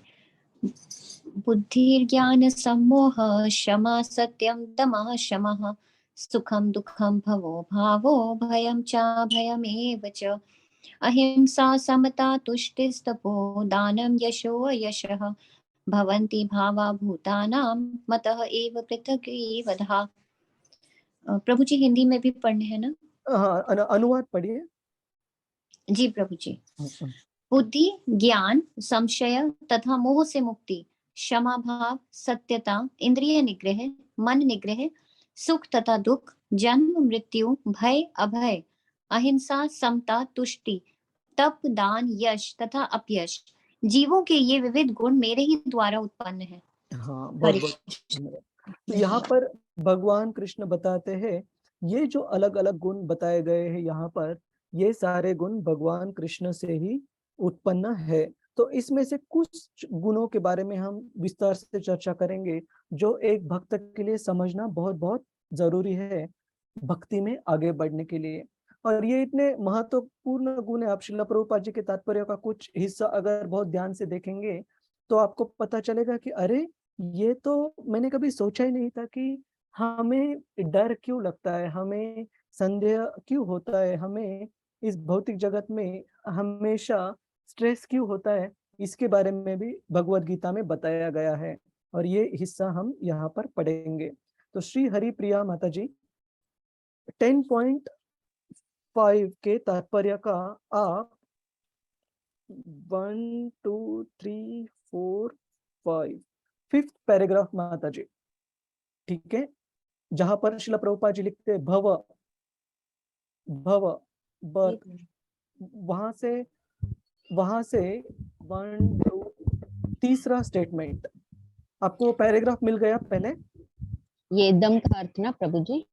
पढ़िए। 10.5 का ना प्रभु जी? हाँ, 10.5 तात्पर्य और पैराग्राफ नंबर 1 2 3 4 5 5th पैराग्राफ।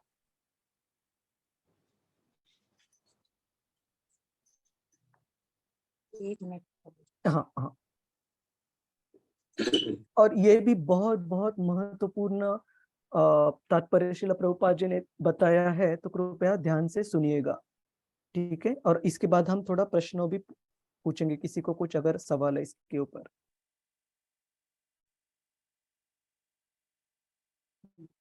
प्रभु जी, समता से राग द्वेष से मुक्त होती है वहां से? एक मिनट। भव birth should be understood to refer to the body. जी, भव का जन्म का संबंध। हाँ हाँ, करेक्ट, वो वाला पैराग्राफ। और उसमें से डर जहां से शुरू होता है, fear is due to worrying about the future, ये यहाँ से पढ़ना शुरू कर दीजिएगा। चौथी लाइन है, भय तो भविष्य की चिंता से उद्भूत है। हाँ माता जी, मुझे प्रभु जी मिल ही नहीं रहा है। ठीक है, रजनी जिसको मिला है वो पढ़ ले। मैं पढ़ूं प्रभु जी? हाँ माता जी, रजनी माता जी प्लीज पढ़िए। ओके। भव अर्थ जन्म का संबंध शरीर Sorry, से। slowly, clearly and loudly. I want devotees to really get this properly. ठीक है, फास्ट मत पढ़िएगा। ओके। भव अर्थात जन्म का संबंध शरीर से है। जहाँ तक आत्मा का प्रश्न है, वह न तो उत्पन्न होता है न मरता है। इसकी व्याख्या हम भगवत गीता के प्रारंभ में ही कर चुके हैं। जन्म तथा मृत्यु का संबंध इस भौतिक जगत में शरीर धारण करने से है। भय तो भविष्य की चिंता से अद्भुत उत्पन्न होता है, यानी अद्भुत होता है। और कृष्ण भावनामृत में रहने वाला व्यक्ति कभी भयभीत नहीं होता, क्योंकि वह अपने कर्मों के द्वारा भगवत धाम को वापस जाने के प्रति आसक्त रहता है। फल रूपित इसका भविष्य उज्जवल होता है, किंतु अन्य लोग अपने भविष्य के विषय में कुछ नहीं जानते। उन्हें उसका कोई ज्ञान नहीं होता कि अगले जीवन में क्या होगा। फल स्वरूप वे निरंतर चिंताग्रस्त रहते हैं। यदि हम चिंता मुक्त होना चाहते हैं तो सर्वोत्तम उपाय यह है कि हम कृष्ण को जाने तथा कृष्ण भावनामृत में निरंतर स्थित रहे। इस प्रकार हम समस्त भय से मुक्त रहेंगे। श्रीमद् भागवत गीता में 11 स्कंद भागवतम, श्रीमद् भागवतम 11 स्कंद 2 अध्याय और 37 श्लोक में कहा गया है कि भवन द्वितीया विनिवेशतः साहतत् भव, तो हमारे माया पाश में फंस जाने से उत्पन्न होता है, किंतु जो माया के जाल में मुक्त है वो आश्वत है कि वे शरीर नहीं अपितु भगवान के आध्यात्मिक अंश है। और जो बहुत धन्यवाद माता जी। तो यहाँ पर श्रील प्रभुपाद जी एक बहुत महत्वपूर्ण बात बता रहे हैं कि हमारे जीवन में भय का कारण क्या है ना। हम बद्ध अवस्था में देखते, कोई ऐसे बता सकता है? Every moment there is a fear. I tell you, fear का मतलब ऐसे नहीं कि कोई हमें मारने वाला है। भय का मतलब है कि अरे कल क्या होगा। आज जैसे स्पेसिफिकली उन भक्तों के लिए जो कि बाहरी दुनिया में उनका काफी ज्यादा आदान प्रदान है, जैसे जॉब की वजह से, काफी प्रोफेशन या किसी व्यवसाय की वजह से, उनको पता है मैं क्या बोल रहा हूँ कि हर एक क्षण में इतनी सारी एंजाइटी, इतनी सारी चिंताएं हमारे जीवन में क्यों लगी रहती है। यहाँ पर एक कारण बताया गया है तात्पर्य में श्रील प्रभुपाद जी द्वारा, भयम द्वितीय विनिवेशतः स्यात्।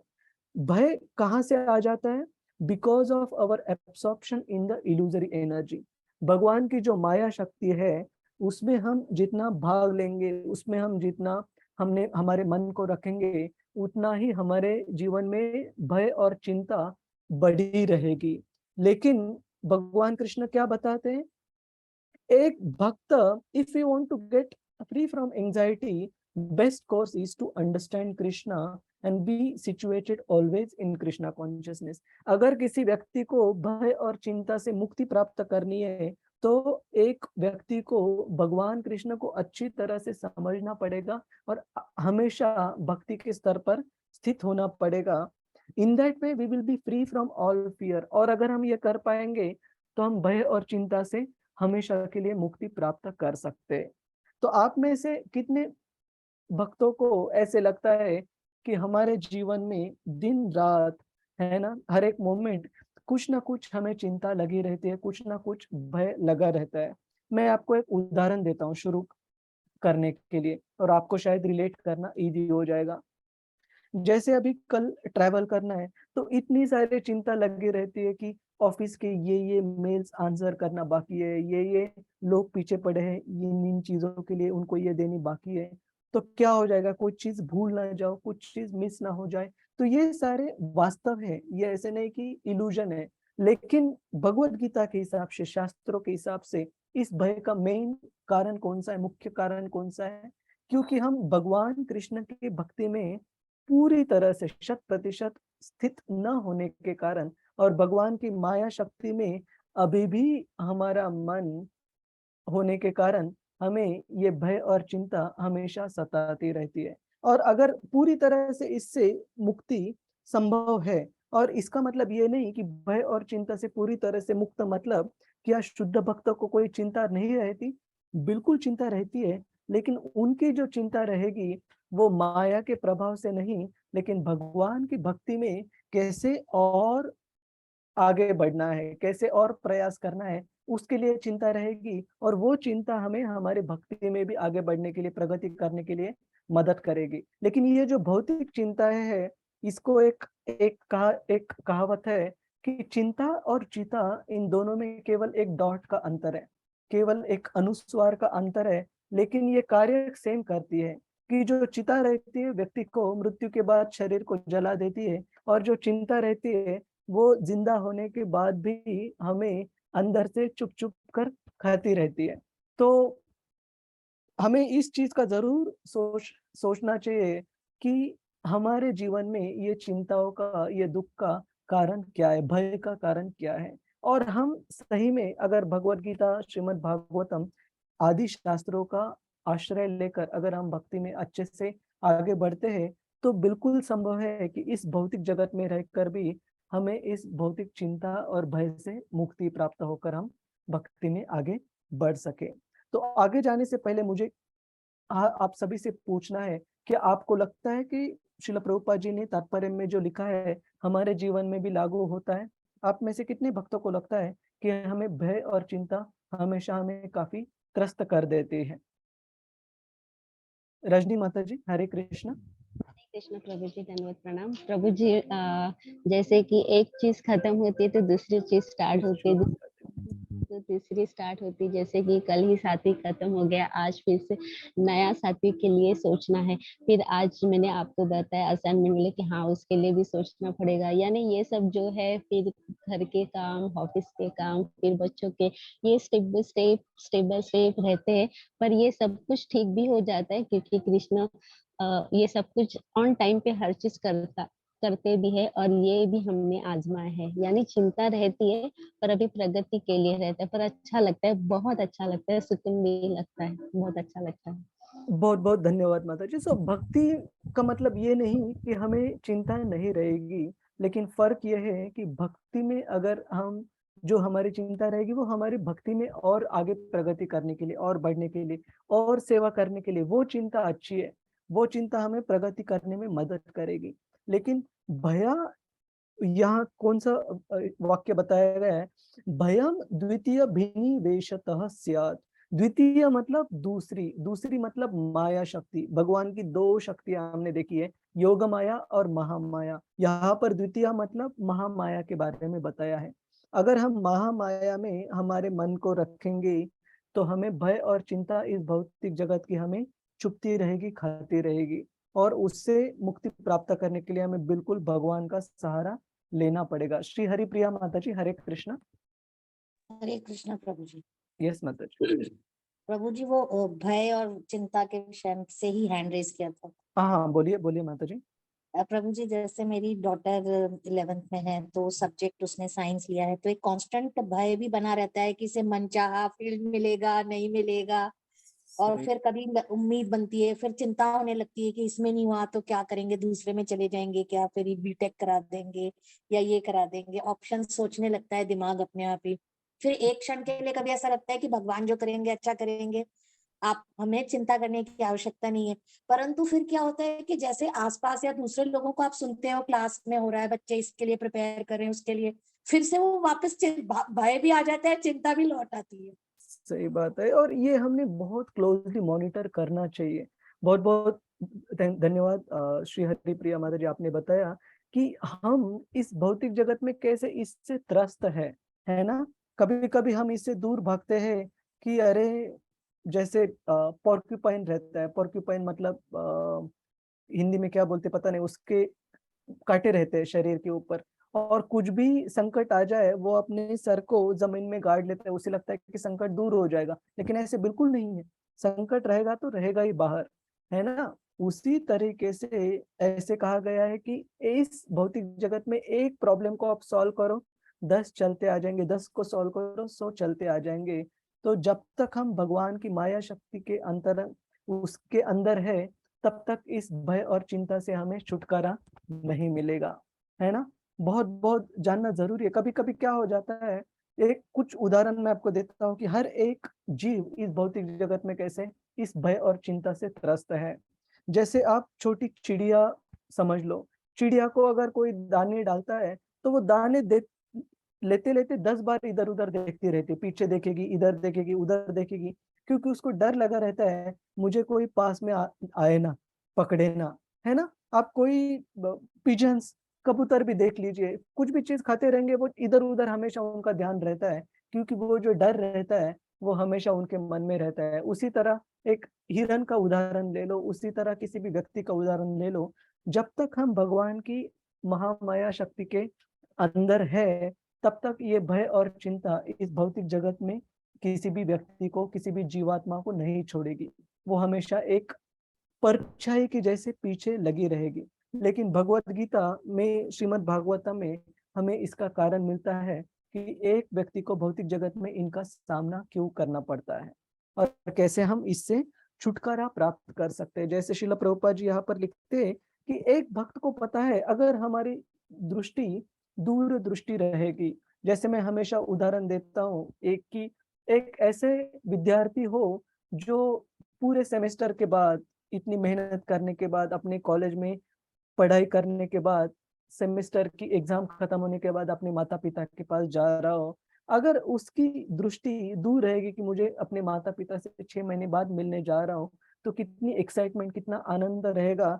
तो रास्ते में अगर थोड़ी कठिनाइयों का भी सामना उसे करना पड़े, जैसे मैं हमेशा उदाहरण देता हूँ कि बस में भीड़ हो, उसे बैठने के लिए जगह नहीं मिली, या फिर सीट है लेकिन सीट प्लास्टिक का है, it's not a cushion seat and all, तो उसको उसका कुछ लगेगा नहीं। 10 घंटे भी मुझे इस प्लास्टिक के चेयर पर बैठ के जाना हो, लेकिन एटलीस्ट मुझे मेरे माता पिता के पास जाने को मिल रहा है। वो आनंद की अनुभूति में उसको वो प्लास्टिक का सीट उसे बिल्कुल चुभेगा नहीं, है ना? क्यों? कि उसका उसका जो ध्यान है वो हायर गोल पर लगा हुआ है। उसी तरह भगवत गीता भी हमें बताती है कि अगर हमारा ध्यान भगवान की भक्ति के ऊपर, भगवत धाम जाने के ऊपर अगर केंद्रित हो, तो इस भौतिक जगत में जो भी छोटी-छोटी चीजें इधर-उधर हमें परेशान करती है, उससे हम इतना ज़्यादा परेशान नहीं होंगे। जैसे और एक उदाहरण, जैसे हमें अगर किसी अ, हिल हिल को हम क्या बोलते हैं माताजी हिंदी में? पहाड़, गिरी, पर्वत कुछ? हाँ, सॉरी कम अगेन? टेकड़ी। टेकड़ी, टेकड़ी, ओके। किसी टेकड़ी, किसी पर्वत के ऊपर अगर पहुंचना है, तो रास्ते में जो भी कुछ खड्डे आते हैं, कुछ पत्थर आते हैं, कुछ कांटे चुभते हैं, हमारा अगर ध्यान अंतिम गोल पर रहेगा, हमें छोटी-छोटी चीजों में हम ज्यादा परेशान उलझेंगे नहीं, है ना? जैसे हम सीट के लिए हम ड्राइवर से झगड़ा नहीं करेंगे कि मुझे इस गाड़ी से उतरना है, दूसरी बस में बैठना है क्योंकि वहां पर कुशन के सीट्स है। अरे बाबा, दूसरी बस में कुशन की सीट है लेकिन वो बस कहीं और जा रही है। तो इसलिए हमें हमेशा, नहीं तो क्या हो जाएगा, इस भौतिक जगत में जो भी कुछ कठिनाई है, जो भी कुछ प्रॉब्लम्स है, उसमें हमें इतनी उलझाए रखेगी माया कि हम हमारे अंतिम ध्येय को मिस कर देंगे, अगर हमारा अंतिम ध्येय हमारे दिमाग में अच्छे से सेट नहीं है तो। किसी को कोई प्रश्न है, कोई जिज्ञासा है इस मुद्दे पर? प्रभु जी एक बात पूछूं? ना, हाँ। पहले जब भी चिंता, ये भय सताता था तो परेशानी नहीं होती, यानी होती थी, पर अभी ना परेशानी नहीं होती, अभी आनंद आता है, क्योंकि अभी पता है हम किसी को ब्लेम नहीं कर रहे हैं ना, हमें पता है कि ये प्रकृति के 3 गुणों की वजह से ये सब हो रहा है। यानी भक्ति के आने से पहले हम किसी ना किसी को ब्लेम करते थे, यानी जब भी हम भक्ति में नहीं थे तभी, यानी मेरा अनुभव मैं आपके साथ शेयर कर रही हूँ। अभी ऐसा पता है कि ये सब कुछ तो होने वाला है और ये बहुत अच्छा लग रहा है, जो भी है ये बताना चाहती थी। आप बहुत बहुत भाग्यशाली है रजनी माता जी कि आपको ये अनुभूति दी है भगवान कृष्ण ने। हम में से काफी जन, स्पेसिफिकली जो बाहरी भगवान की जो बहिरंग शक्ति है, उसके साथ जो उनका आदान प्रदान है, उनके लिए तो काफी अनुभूति करनी पड़ती है बार बार। तो बहुत बहुत अच्छा है आपको ये लगता है तो। और दूसरी चीज ये, हमने हमेशा ये समझना चाहिए कि इस भौतिक जगत में चाहे अच्छा समय हो या कठिनाई का समय हो, अगर भगवान को मैं याद कर पा रहा हूँ तो बुरा समय भी मेरे लिए अच्छा है, ठीक है? और अगर अच्छे समय में भी किसी कारण मैं भगवान को याद ठीक से नहीं कर पा रहा हूँ, तो अच्छा समय भी मेरे लिए बिल्कुल अच्छा नहीं है। तो ये हमेशा समझना चाहिए कि as long as we are able to remember Krishna, even the bad time is a good time. But if we are forgetting Krishna, then even a good time is not a good time. ये हमेशा हमने याद रखना चाहिए। जी प्रभु जी। हरे कृष्ण, हरे कृष्ण। किसी और का कोई इसमें संदेह, कोई प्रश्न है या कोई टिप्पणी है? हरे कृष्ण प्रभु जी। हरे कृष्ण संजय प्रभु। मैं कल का अनुभव बताता हूँ कि कृष्ण भगवान मेरे साथ कैसे रहते हैं। कल हमारी छुट्टी थी, तो सुबह सुबह ही रात में हमारा प्रोग्राम बन गया कि हम कल जो है भगवान के दर्शन करने के लिए मंदिर जाएंगे। तभी रंजनी माता जी का कॉल आया कि प्रभु जी कल आपको होस्ट बनना और ये सात्विक रसोई में आपको ये काम करना है, आपका कोई प्रोग्राम तो नहीं है, आप फ्री है? मैं कहा माता जी अब प्रोग्राम सारे कैंसिल हो गए, आप कृष्ण भक्ति बताइए। और प्रभु जी पूरे दिन मैं इसी काम में लगा रहा और फिर वो सारा प्रोग्राम आज भी आ गया। यानी जो मंदिर कल जाना था वो कैंसिल हो गया ऑटोमेटिक। वो हमारा ड्राइवर भी कहीं सो गया, वो आया नहीं, और हमारा काम भी हो गया। और आज वो ड्राइवर आया और हम भगवान के दर्शन भी कर लिए और कल भगवान की सेवा भी हो गई। दोनों काम एक साथ हो गए। हरे कृष्ण। वेरी नाइस संजय प्रभु, है ना। तो हम अगर ये एक बहुत महत्वपूर्ण मुद्दा बताया प्रभु जी ने कि हम अगर भगवान की भक्ति में संलग्न है, उनकी सेवा करने में हमारा ध्यान केंद्रित है, वो सेवा करने के लिए जो जो भी बाहरी स्थिति जरूरत रहेगी, भगवान कृष्ण जरूर उसमें आपकी मदद करेंगे। हमेशा एक उदाहरण याद रखना चाहिए, जैसे वसुदेव जी ने जब भगवान कृष्ण जो एक शिशु के रूप में थे, उनको लेकर उनको जब गोकुल जाना था, उनको पता नहीं था कि वो कैसे लेकर जा पाएंगे गोकुल, लेकिन उनका विश्वास था कि भगवान की अगर मुझे सेवा करनी है तो वो जरूर बाहरी स्थिति है उसको भी जरूर अरेंज करेंगे। और ऐसे कहा जाता है कि कंस ने इतनी व्यवस्था कर ली थी कि उस प्रिजन हाउस के, उस जेल के बाहर जाने के बाद भी अगर वसुदेव जाते तो वो जिंदा जाना उनका मुश्किल था, क्योंकि ऐसे कहा जाता है कि प्रिजन हाउस के बाहर काफी सारे जो शेर और बाकी जंगली जानवर कंस ने छोड़े हुए थे। तो कोई अगर मानव व्यक्ति बाहर आ जाए तो उसको वो दबोच लेंगे और नष्ट कर लेंगे। लेकिन भगवान की दया से केवल प्रिजन गार्ड्स ही सोए नहीं, जो ताले थे वो भी खुल गए और किसी बाकी प्राणी मात्र ने भी वसुदेव जी पर बिल्कुल हल्ला नहीं किया, उनको सुरक्षित जाने दिया। और यमुना नदी का प्रवाह भी इतना जो बढ़ गया था, उसमें से भी वो सुरक्षित गोकुल जा पाए। तो हमेशा ये उदाहरण हमने साथ में रखना चाहिए कि भगवान की सेवा अगर हमारी प्राथमिकता है तो भगवान जरूर बाहरी जो स्थिति है उसको भी उसी तरह से अरेंज करेंगे। ठीक है। और मेरी आपसे विनती है कि बाकी भी जो गुण भगवान कृष्ण ने यहाँ पर दिए है चौथे और पांचवें श्लोक में, वो एक बार उसके जो मीनिंग श्रील प्रभुपाद जी ने तात्पर्य में दिए हैं उसके बारे में ठीक से पढ़िएगा। और यहाँ पर हम एक ग्रुप एक्सरसाइज करेंगे अभी कि ये जो अलग अलग गुण बताए गए हैं, इनको ऐसे किसी भक्त का उदाहरण दीजिएगा शास्त्रों में से जिन्होंने इन गुणों को अपने जीवन में विकसित किया या दर्शाया अपने जीवन कार्यों से, है ना। और आप थोड़ा समय ले सकते हैं इसको, हम एक एक गुण लेंगे। बुद्धि, ज्ञानम, सत्य, दम, काम, सुखम, दुखम, भय, अभय, अहिंसा, समता, मोह, दान। अलग अलग भक्तों के उदाहरण शास्त्रों में से। यानी प्रभु जी उस हिसाब से देना है क्या, जैसे मोह है तो धृतराष्ट्र अपने बच्चों के लिए कैसे मोहित था? दोनों दे सकते हैं। एक अभक्त का उदाहरण कि वो कैसे मोहित था, और दूसरा एक भक्त का उदाहरण जिनके जीवन में काफी सारे टेस्टिंग सिचुएशन होने के बाद भी उन्होंने मोह से अपने भक्ति को अफेक्ट नहीं होने दिया। दोनों उदाहरण हम दे सकते हैं। ओके। और आपको दो याद नहीं आ रहे, एक याद आ रहा है तो उतना ही बताइएगा, दूसरा हम मदद करेंगे। ठीक है। हरे कृष्ण। और सारे भक्तों ने इसमें अगर पार्टिसिपेट किया तो अच्छा होगा, आपको सोचने का मौका भी मिलेगा। हम शुरुआत करते हैं।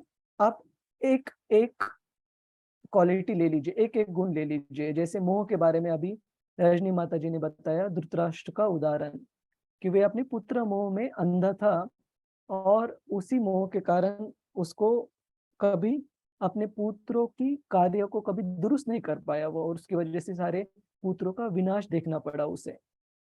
और एक प्रभु जी, हाँ दान दान दान में महाराज बलि आते हैं ना, दानी महादानी के।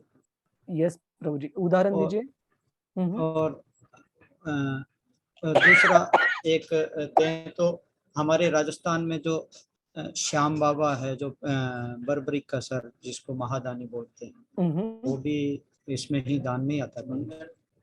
हाँ, तो दान में आपने पहला उदाहरण किसका दिया था प्रभु जी? बलि महाराज का। बलि महाराज का, हाँ। तो हम देखते हैं कि बलि महाराज, उनके जो भौतिक मत वाले जो गुरु थे शुक्राचार्य, उन्होंने भी उनको रोकने की कोशिश की और इनफैक्ट शाप दे दिया बलि को कि अगर तुम मेरी बात नहीं मानोगे तो तुम्हारा सारी भौतिक संपत्ति पूरी तुम्हारी नहीं रहेगी। लेकिन बलि महाराज ने ये सोचा कि अगर साक्षात विष्णु मेरे पास कुछ मांगने आए हैं तो वो ये सब उन्हीं का है, और उनको अगर मुझे ये लौटाने का मौका मिला है तो इससे ज्यादा बड़ी और संधि क्या उपलब्ध हो सकती है। तो उन्होंने बिल्कुल वो गुरु के आदेशों को ठुकराते हुए भी, उनके जो क्रोध था उसका सामना करते हुए भी भगवान विष्णु को सर्वस्व अर्पण कर दिया। इसीलिए आत्मनिवेदनम का जो सिंबल है वो है बलि महाराज। हरे कृष्ण, बहुत बहुत धन्यवाद। हरे कृष्णा प्रभु हरे जी। कृष्णा प्रभु जी। हरे कृष्णा प्रभु जी। One by one. हरे सो कृष्णा प्रभु जी। नेहा माता जी, यस माता जी। यस प्रभु जी। अभयम में हम ध्रुव महाराज का भी ले सकते हैं, क्योंकि वो बिना डरे उन्होंने अपनी यात्रा को करके फिर उसके बाद भगवान को प्राप्त किया था, भगवान के दर्शन। हाँ, बहुत बहुत धन्यवाद माता जी। और उनके ही जीवन काल से एक और उदाहरण हम समझते हैं ध्रुव महाराज के, कि उनके भाई को, उनके भाई का नाम उत्तम को जब किन्होंने मारा था, यक्षों, sorry, who had killed Dhruv Maharaj brother, जो कि हायर प्लैनेटरी सिस्टम के डेनिजेंस ही है, कुबेर जहां से आते हैं, गंधर्व नहीं, अगर आप उनका नाम लेंगे तो मुझे याद आएगा।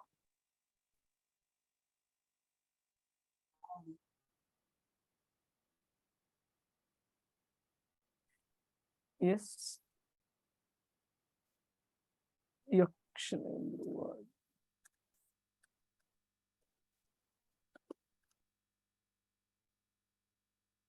हरे कृष्ण प्रभु जी हमें नहीं पता ये यक्ष, हाँ, प्लीज तो बताइएगा। ये यक्षों, हाँ करेक्ट, ये यक्षों द्वारा मारे गए उनके भाई उत्तम, और ध्रुव महाराज जी ने, वे शुद्ध भक्त थे तब, क्योंकि उन्होंने विष्णु का दर्शन प्राप्त किया था उससे पहले, और उन्होंने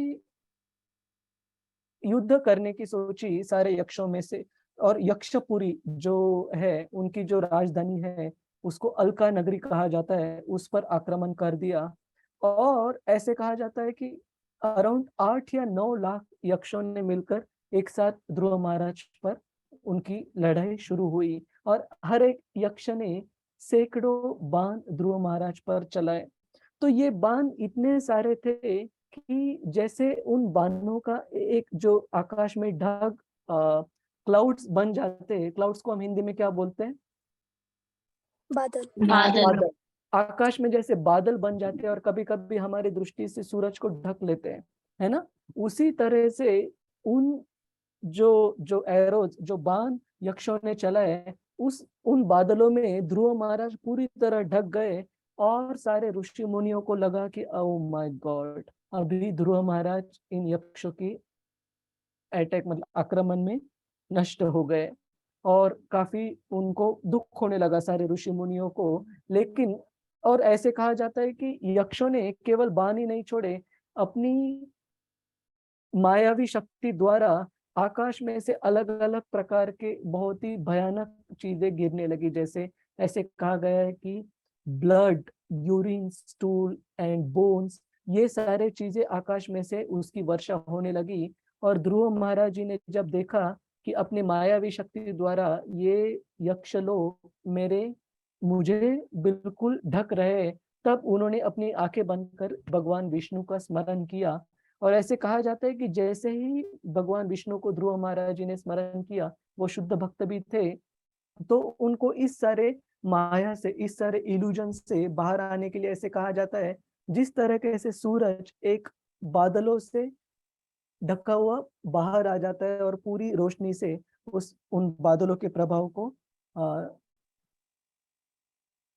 नष्ट कर देता है, उसी तरह ध्रुव महाराज ने इन सारे मायावी जो प्रदर्शन किया था यक्षों ने, उससे बाहर आकर फिर से लड़ाई शुरू कर दी, केवल और केवल भगवान विष्णु ने दी गई शक्ति का इस्तेमाल कर। तो हम ये भी एक उदाहरण देख सकते हैं, यक्षों के साथ युद्ध में भी अभयम ध्रुव महाराज जी ने कैसे दिखाया। और किसी भक्त का उदाहरण? हरे कृष्णा प्रभु जी। हरे कृष्ण। प्रभु जी, अहिंसा में मृगारी का जब तक वह अभक्त था तो हिंसक प्रवृत्ति का था, परंतु जैसे ही नारद मुनि जी के उससे इन्फ्लुएंस से वो भक्ति में आया श्री कृष्ण की, तो वो इतना अहिंसक हो गया कि उसने देखा कि चलते हुए चींटियों तक को वो मारना नहीं चाहते थे, और इस तरह से उनका हृदय परिवर्तन हुआ। बहुत बहुत धन्यवाद श्री हरिप्रिया माता जी। और यहाँ पर करिश्मा माता जी ने चैट पर भी एक बहुत अच्छा उदाहरण दिया है, मोह। और वो मोह ही नहीं, लेकिन सम और नहीं, दम और काम, इसके लिए भी वो उदाहरण है श्रीला हरिदास ठाकुर जी का, जिनकी जो परीक्षा है साक्षात माया देवी ने ली, जो कि उन्हें भक्ति के मार्ग से डिस्ट्रैक्ट करने के लिए या उनकी परीक्षा लेने के लिए साक्षात माया देवी उनके सामने आई। लेकिन अपनी भक्ति के बलबूते पर, हरिनाम में अपनी श्रद्धा के बलबूते पर श्रीला हरिदास ठाकुर जी ने माया को भी अपना शिष्य बनाया। तो ये भी मोह या दम या काम में उदाहरण हम ले सकते हैं। और कुछ हम उदाहरण देखेंगे एक बार, फिर आगे हरे बढ़। कृष्णा प्रभु जी। हरे कृष्णा शशि। सत्य, राजा हरिश्चंद्र जैसा सत्यवादी तो कोई भी नहीं था। सत्य, उन्होंने अपने पुत्र के मारे जाने पर भी अपनी पत्नी से कर मांगा था। हाँ, तो एक चीज हमने समझनी चाहिए, भगवत गीता में भी सत्य की काफी अच्छे से व्याख्या बताई गई है कि सत्य केवल सत्य होकर फायदा नहीं, लेकिन जो अंतिम परम सत्य है, जैसे भगवान कृष्ण और उनकी भक्ति, इसको ध्यान में रखे हुए जो सत्य है वो सत्य माना गया है। जैसे एक उदाहरण आता है, पूरी तरह से मुझे याद नहीं, कि मतलब एक मिसअंडरस्टैंडिंग हुई रहती है, एक राजा और कुछ जो साधुगण रहते हैं वो जंगल में से जा रहे रहते हैं, और राजा के दरबार में से कुछ चोरी हो गई रहती है और उसको चोर पकड़ने रहते, लेकिन वो चोर क्या करते हैं कि किसी साधु मुनि के आश्रम में वो जो भी कीमती चीज उन्होंने चुराई थी उसको रख देते हैं। तो फिर मतलब वो कहानी आगे जाती है कि ये जो साधु मुनि थे जिनके आश्रम में ये चीज रखी गई, कुछ मिसअंडरस्टैंडिंग हो जाती है और उनको अपनी जान बचाने के लिए वहां से भागना पड़ता है किसी और ऋषि मुनि के आश्रम में। और वो ऋषि मुनि राजा को बता देते हैं कि ये भक्ति हुआ है और मेरे आश्रम में उन्होंने आश्रय ली है, और उनका फिर अंत हो जाता है। तो ऐसे सत्य कोई काम का नहीं जो एक भक्त के भक्ति के लिए मदद नहीं कर रहा हो, है ना। तो सत्य बिल्कुल अच्छा है, बिल्कुल बोलना चाहिए, भक्त भी हमेशा बोलते हैं, लेकिन पहले सत्य क्या है ये समझना बहुत बहुत जरूरी है। जैसे हाँ हाँ माता जी। हरे कृष्ण प्रभु जी, वो कृष्ण भगवान को जब परीक्षित जब उनके पेट में था और वो मतलब मृत्यु होके निकला था मृत शरीर में, तो वहां पर किसी ऋषि ने कहा था कि अगर ये कोई सच, बिल्कुल हमेशा सच बोला हुआ हो, सत्य बोलता हो, वो इस पुत्र को अगर वो करेगा तो उस पुत्र को लेगा गोद में, तो वो मैंने कहीं स्टोरी पढ़ी थी, तो वो क्या होगा, जिंदा हो जाएगा। तो कोई भी आगे नहीं आया, लेकिन कृष्ण भगवान खुद से आगे आए और उन्होंने, तो सारे लोग हंसने लग गए, जितने भी ऋषि मुनि वहां पर जितने लोग थे, तो बोले तो बचपन से ही झूठा है, लेकिन ये कैसे कर सकते हैं। लेकिन जैसे ही भगवान ने परीक्षित को लिया हाथ में, तो वो मतलब वो जीवित हो गए थे। ऐसा मैंने पढ़ा था उसमें। तो इस कथा को हम श्रीमद् भागवतम के आधार पर समझना चाहिए। श्रीमद् भागवतम में बताया गया है कि परीक्षित महाराज पर अश्वत्थामा ने जब ब्रह्मास्त्र चलाया, जब वो अपनी माता के गर्भ में थे उत्तरा की, तब भगवान कृष्ण ने माता उत्तरा के गर्भ में प्रवेश कर परीक्षित को बचाया है ब्रह्मास्त्र से, है ना। तो श्रीमद् भागवतम के आधार पर हम इसे समझते हैं माता जी, ठीक है। प्रभु जी, बुद्धि में रावण जो थे बहुत बुद्धिमानी थे, पर सीता का हरण करके उनकी बुद्धि भ्रष्ट हो गई। बुद्धि और ज्ञान, तो बेसिकली हरे कृष्णा प्रभु जी। One by one will explain one by one. तो सबसे पहले है कि there is a difference between knowledge and realize knowledge. मतलब बुद्धि होना एक चीज है और ज्ञान दूसरी चीज है। मतलब विज्ञान को हम क्या बोलते हैं, हमने जो items of knowledge we saw gyan, we saw vigyan. How do we say in English knowledge and realized knowledge? Shri Haripriya ma'am. हाँ माताजी बोलिए। प्रभु जी यही तो बोलते हैं ना, रियलाइज नॉलेज इज विज्ञान। हाँ तो रियलाइज नॉलेज आत्म साक्षात्कार जिसको बोलते हैं प्रभु जी। आत्म साक्षात्कार, ओके। तो साक्षात्कार हुआ ज्ञान जो है उसे विज्ञान जाना जाता है। तो इसके बारे में रजनी माता जी आप कौन सा उदाहरण दे रही थी रावण का? यस, रावण बहुत ही यानी ज्ञानवान था, ज्ञानवान था, पर भौतिक दृष्टि से। हाँ, पर वो सीता माता जी का जो हरण किया उसके वजह से उनकी बुद्धि यानी ये हो गई। और बहुत महत्वपूर्ण उदाहरण है कि केवल बुद्धि भ्रष्ट नहीं हुई, रावण ने सीता माता को लाने के बाद किस ने रावण को अच्छे से समझाने की कोशिश नहीं की। उसके भाई ने समझाने की कोशिश की, विभीषण ने। उसका जो दूसरा भाई था कुंभकर्ण, उसने भी समझाने की कोशिश की कि हे मूर्ख, तुमने इस राम की पत्नी को सीता को क्यों लाए, इसकी वजह से सब गड़बड़ हो गई और सारे जो लंका वासी है उनकी जान भी खतरे में आ जाएगी, तो तुम छोड़ दो। लेकिन रावण अपनी गर्ववश कभी उनके मार्गदर्शन को स्वीकार नहीं कर पाया। रावण की जो पतिव्रता पत्नी थी मंदोदरी, उसने भी रावण को समझाने की कोशिश की, लेकिन रावण नहीं माना और फिर उसी एक कारण की वजह से पूरे लंका का नाश हो गया, विनाश हो गया। तो ये एक है, हमने सत्य का देखा, दम काम का देखा, भय अभयम का देखा, और में भी एक और उदाहरण देंगे हम और फिर आगे बढ़ेंगे। हरे कृष्ण। समता में करिश्मा माता जी मेंशन, समता में अम्बरीश महाराज जी का। करिश्मा माता जी you can unmute yourself. Yes प्रभु जी, हरे कृष्णा। हरे कृष्ण। प्रभु जी क्षमता यानी कि सहने की क्षमता ना, तो उसमें अम्बरीश महाराज जी का, क्योंकि जब दुर्वासा ऋषि ने उन पे इतना कुछ हमला किया, इतना कुछ उनको बोला, शब्द बोले, फिर भी उन्होंने अपना पूरा ध्यान कृष्णा पे लगाया और सब कुछ सहन किया, तो इसलिए मैंने वो लिखा। हाँ, तो समता मतलब बीइंग इक्विपोइज्ड। हाँ ओके, अच्छा, मुझे लगा क्षमता। प्रभु जी हरे कृष्ण। हाँ, बट फिर भी ये हम समझ सकते हैं। तो इक्विपोइज मतलब कि किसी भी कठिन समय में उन्होंने दुर्वास मुनि के प्रति अनादर उनका नहीं किया, है ना।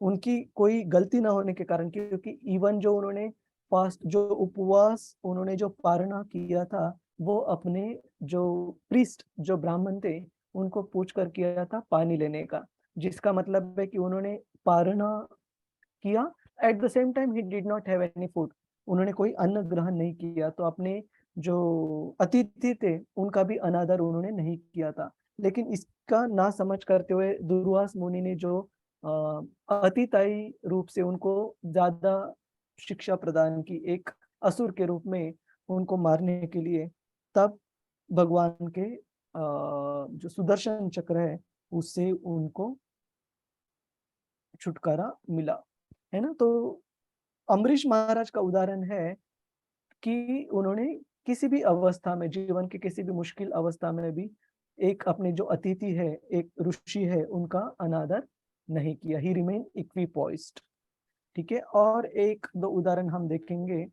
कपिल मुनि फॉर ज्ञान, यस, जो सांख्य योग है, जो भक्ति मार्ग का सांख्य योग है, उसका ज्ञान अच्छे से प्रदान किया कपिल मुनि ने, जो कि भगवान के एक अवतार है, अपनी माँ को, देवाहुति को और सारे मानवता को। हरे कृष्ण। और अभयम भक्त प्रहलाद, ये भी बहुत बहुत अच्छा उदाहरण है प्रहलाद महाराज का, कि ऐसे कहा जाता है कि उनको न मारने के कारण हिरण्यकशिपु खुद और हिरण्यकशिपु के सैनिक और उनके जो सेवक थे, वो चिंताग्रस्त हो गए कि हम इसको क्यों नहीं मार पा रहे। लेकिन प्रहलाद महाराज में थोड़ा भी भय कभी नहीं आया, क्योंकि उनको पता था अगर भगवान विष्णु मुझे मारना चाहते तो कोई भी चीज मुझे नहीं बचा सकती, और भगवान विष्णु अगर मेरी रक्षा कर सकते तो ये कोई भी भौतिक चीज मेरा कोई बिगाड़ नहीं सकते, है ना। तो coming back to this particular point, let me see we have any other devotees whose hands are raised. Okay, तो ये सब गुण भगवान कृष्ण ने बताए हैं। आप सभी भी बाद में इसका एक बार अच्छे से मीनिंग और एक्सप्लेनेशन श्रील प्रभुपाद जी ने जो तात्पर्य में बताया है वो एक बार देख लीजिएगा। हम 2 श्लोक और कवर करेंगे, उसके बाद चतुर्श्लोकी गीता आती है, वो हम अगली बार कवर करेंगे। ठीक है, अभी तक कोई अगर भक्त का कोई प्रश्न है तो आप पूछ सकते हैं। हरे कृष्ण प्रभु जी। प्रभु जी एक्चुअली मेरी क्लास शुरू होने वाली है, इसलिए मैं अभी पूछ रही हूँ क्वेश्चन, मैं उसके बाद जा रही हूँ। यस ये प्रभु जी ने बताया था कि जैसे जब तक हमें हमारा गोल पता ना हो तब तक तो हम भटकते रहते हैं। एक बार गोल पता चल जाए तो फिर हम उस दिशा में आगे बढ़ते हैं, हमें पता है कि हमें कहाँ जाना है। लेकिन अगर हम देखें, हमें पता है कि हमारे गोल कृष्णा है या फिर हम हमारे जीवन में और भी कोई हमारा गोल हो, तो उसको हम जानते तो हैं, लेकिन फिर भी कभी कभी हम उसके लिए कार्य ठीक से नहीं कर पाते हैं। तो कैसे उसको मतलब अच्छे से करते रहे हमेशा बिना रुके हुए? 2 चीजें हैं माता जी। एक तो आपने जो मुद्दा बताया कि ध्येय को पता होना, ये एक फर्स्ट स्टेप है, लेकिन केवल पता होने से पर्याप्त नहीं है। हमने उसको ठीक से उसका साक्षात्कार, उसको रियलाइज भी करना चाहिए। एक उदाहरण देता हूं मैं आपको। ये उदाहरण शायद मैंने पहले भी 1-2 बार चर्चा की है कि एक बार एक चिड़िया एक जंगल में वास करती थी और उसके बच्चे थे। तो वो बच्चे छोटे थे तो उनके लिए दाना लाने के लिए वो जाती थी। तो उसने अपने बच्चों को एक चीज बताई थी कि बच्चों ध्यान रखना, शिकारी आएगा, जाल बिछाएगा, दाना डालेगा, भूल से उसमें फंसना नहीं। और उनसे दोहराती थी वो माँ, है ना, जाने से पहले। और बच्चों ने वो बाय हार्ट कर लिया था, पूरी तरह से याद कर लिया था। और अपनी माँ जाने के बाद भी वो गाते रहते थे, शिकारी आएगा, जाल बिछाएगा, दाना डालेगा, ध्यान से उसमें फंसना नहीं। लेकिन केवल उन्होंने गाना ही सीखा था, उसका मीनिंग था, वो कभी साक्षात्कार नहीं किया या कभी ठीक से जाना नहीं। तो माता जाने के बाद शिकारी आता है, ये बच्चे गाते रहते हैं, वो जाल भी बिछाता है, ये गाते गाते जाल में दाना चुगने के लिए वहां पर उतर जाते हैं और वो शिकारी उनको पकड़ ले जाता है। और माँ जब आती है तब वो देखती है कि शिकारी बच्चों को पकड़ कर लेके जा रहा है जाल में, और बच्चे अभी भी वो गाना गा रहे हैं कि शिकारी आएगा, जाल बिछाएगा, दाना डालेगा, भूल से उसमें फंसना नहीं।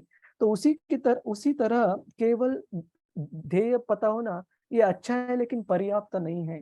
क्योंकि पर्याप्त तभी होगा जब हम उस ध्येय को उतनी गंभीरता से समझ लेंगे कि अगर ये ध्येय पता होकर मैंने इस जीवन में, इस मन बुद्धि अहंकार में इसका फायदा नहीं उठाया कृष्ण भक्ति में पूरी तरह प्रयास करने के लिए, तो मुझे पता नहीं अगले जन्म में मुझे whether I will get the same set of mind intelligence and false ego conducive for practicing भक्ति।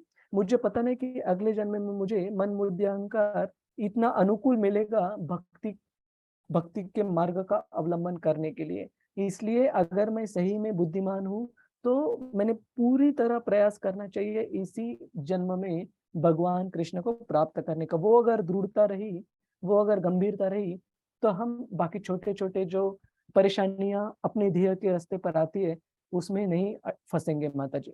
नहीं तो सिर्फ ध्येय पता होना मतलब ये बच्चों के गाने जैसा है। उनको भी पता था क्या कहाँ डेंजर है, लेकिन उसका फायदा नहीं हुआ क्योंकि उनको सिर्फ पता था, लेकिन वो विज्ञान नहीं था, वो रियलाइज नहीं था। जी प्रभु जी, थैंक यू प्रभु जी। ठीक है, Hare Krishna. Please take care माता जी। और मेरे ख्याल से अभी हमारा 1 minute, let me see if we have any slides.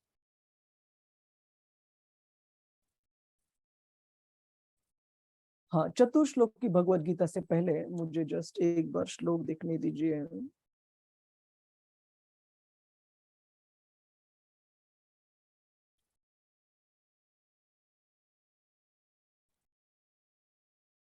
तो हम एक श्लोक का बस अनुवाद और एक तात्पर्य का पैराग्राफ देखेंगे। Who has not read yet? Shri Hari Priya Mataji, would you like to read the translation of text 7 and first paragraph of the purport? जी प्रभु जी।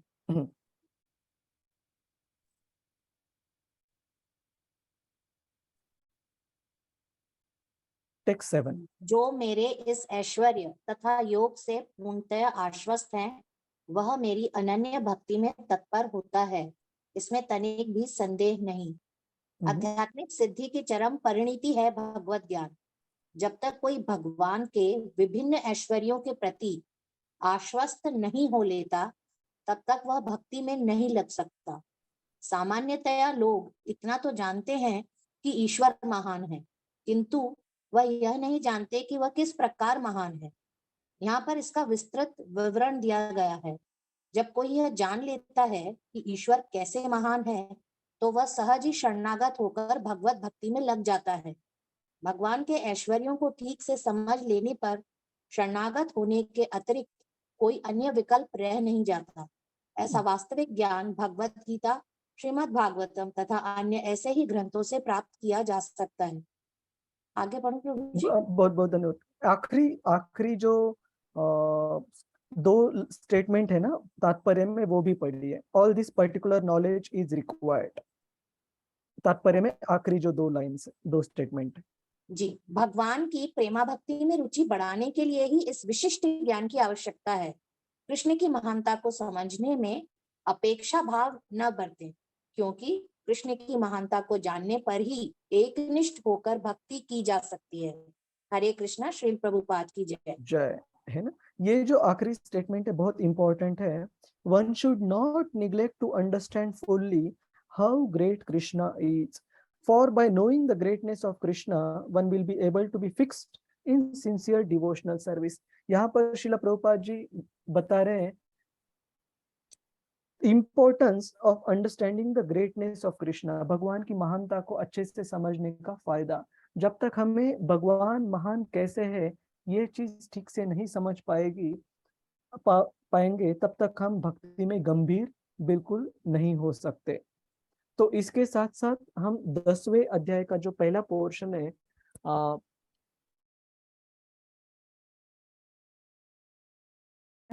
और कैसे सारे व्यक्ति और महान देवी देवताएं भी भगवान को पूरी तरीके से अच्छे से समझ क्यों नहीं सकते, और उनको समझने की जो विधि है वो है, उस पर हमने चर्चा की थी। और भगवान कृष्ण द्वारा दी गई अलग अलग जो गुण है जो उन्होंने बनाए हैं चौथे और पांचवें श्लोक में, उसके बारे में भी हम चर्चा की, कुछ भक्तों के उदाहरण देखे। तो अगर आपकी उस पर कुछ टीका टिप्पणी है, कुछ प्रश्न है, तो उस पर हम ले सकते हैं। अगली बार हम चतुश्लोकी भगवद गीता पर चर्चा करेंगे, जो कि सबसे भगवद गीता के मेन 4 श्लोक है, 10.8 से लेकर 10.11 तक, 8, 9, 10 एंड 11। कोई सवाल है, कोई टिप्पणी है जो हमने चर्चा की उसके ऊपर आज? आरती माता जी, हरे कृष्णा।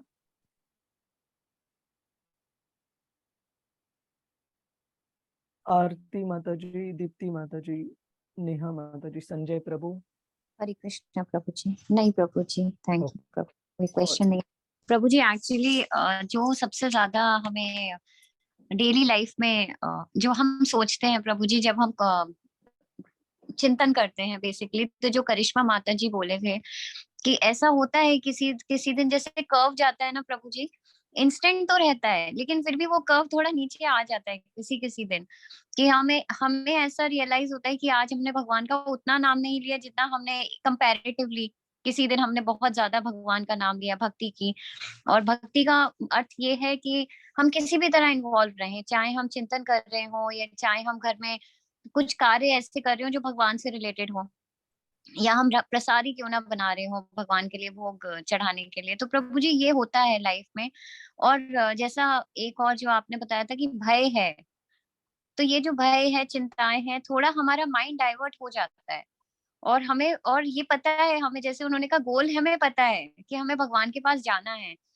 और फिर भी प्रभु जी ऐसा लाइफ में होता है, तो जो आपने समझाया कि नहीं, हमें अगर समझ में आता है तो हमें साक्षात्कार भी करना जरूरी है, ये नहीं कि हम समझे बस। तो प्रभु जी बस वही कोशिश करते हैं कि मतलब मैं कोशिश करती हूँ कि ये जो थोड़ा डेविएशन सा हो जाता है ना प्रभु जी, ये जो ग्राफ नीचे आ जाता है, बस ये थोड़ा स्टेबल हो जाए। और जैसे आपने कहा कि भक्तों के संग उस बहुत जरूरी है। यही मैं बताने वाला था कि अगर हमें रेगुलरली जिनका ये विश्वास है, सुदृढ़ है ना, सुदृढ़ विश्वास है कि भगवान ही हमारे जीवन के अंतिम लक्ष्य है, और उनको प्राप्त करने के लिए हमारा हर एक कार्य केंद्रित होना चाहिए। ऐसी प्रायोरिटी जिनकी जीवन में है, उन भक्तों का हमें संग करना बहुत जरूरी है माता जी। तो हमें बारंबार याद रहेगा कि प्रायोरिटी क्या है हमारे जीवन में। नहीं तो प्रायोरिटी अगर ये रही कि आज मेरे शर्ट को वाइफ ने क्यों अच्छे से प्रेस नहीं की, मेरा दिन पूरा खराब होने वाला है उसकी तरफ उसके लिए, तो फिर है ना पूरा डिस्ट्रैक्ट हो जाएंगे।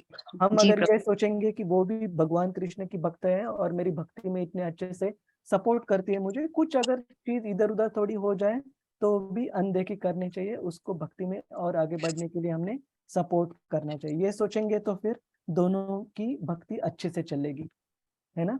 नहीं तो छोटी छोटी चीज पर हम परेशान हो जाएंगे जीवन में, है ना।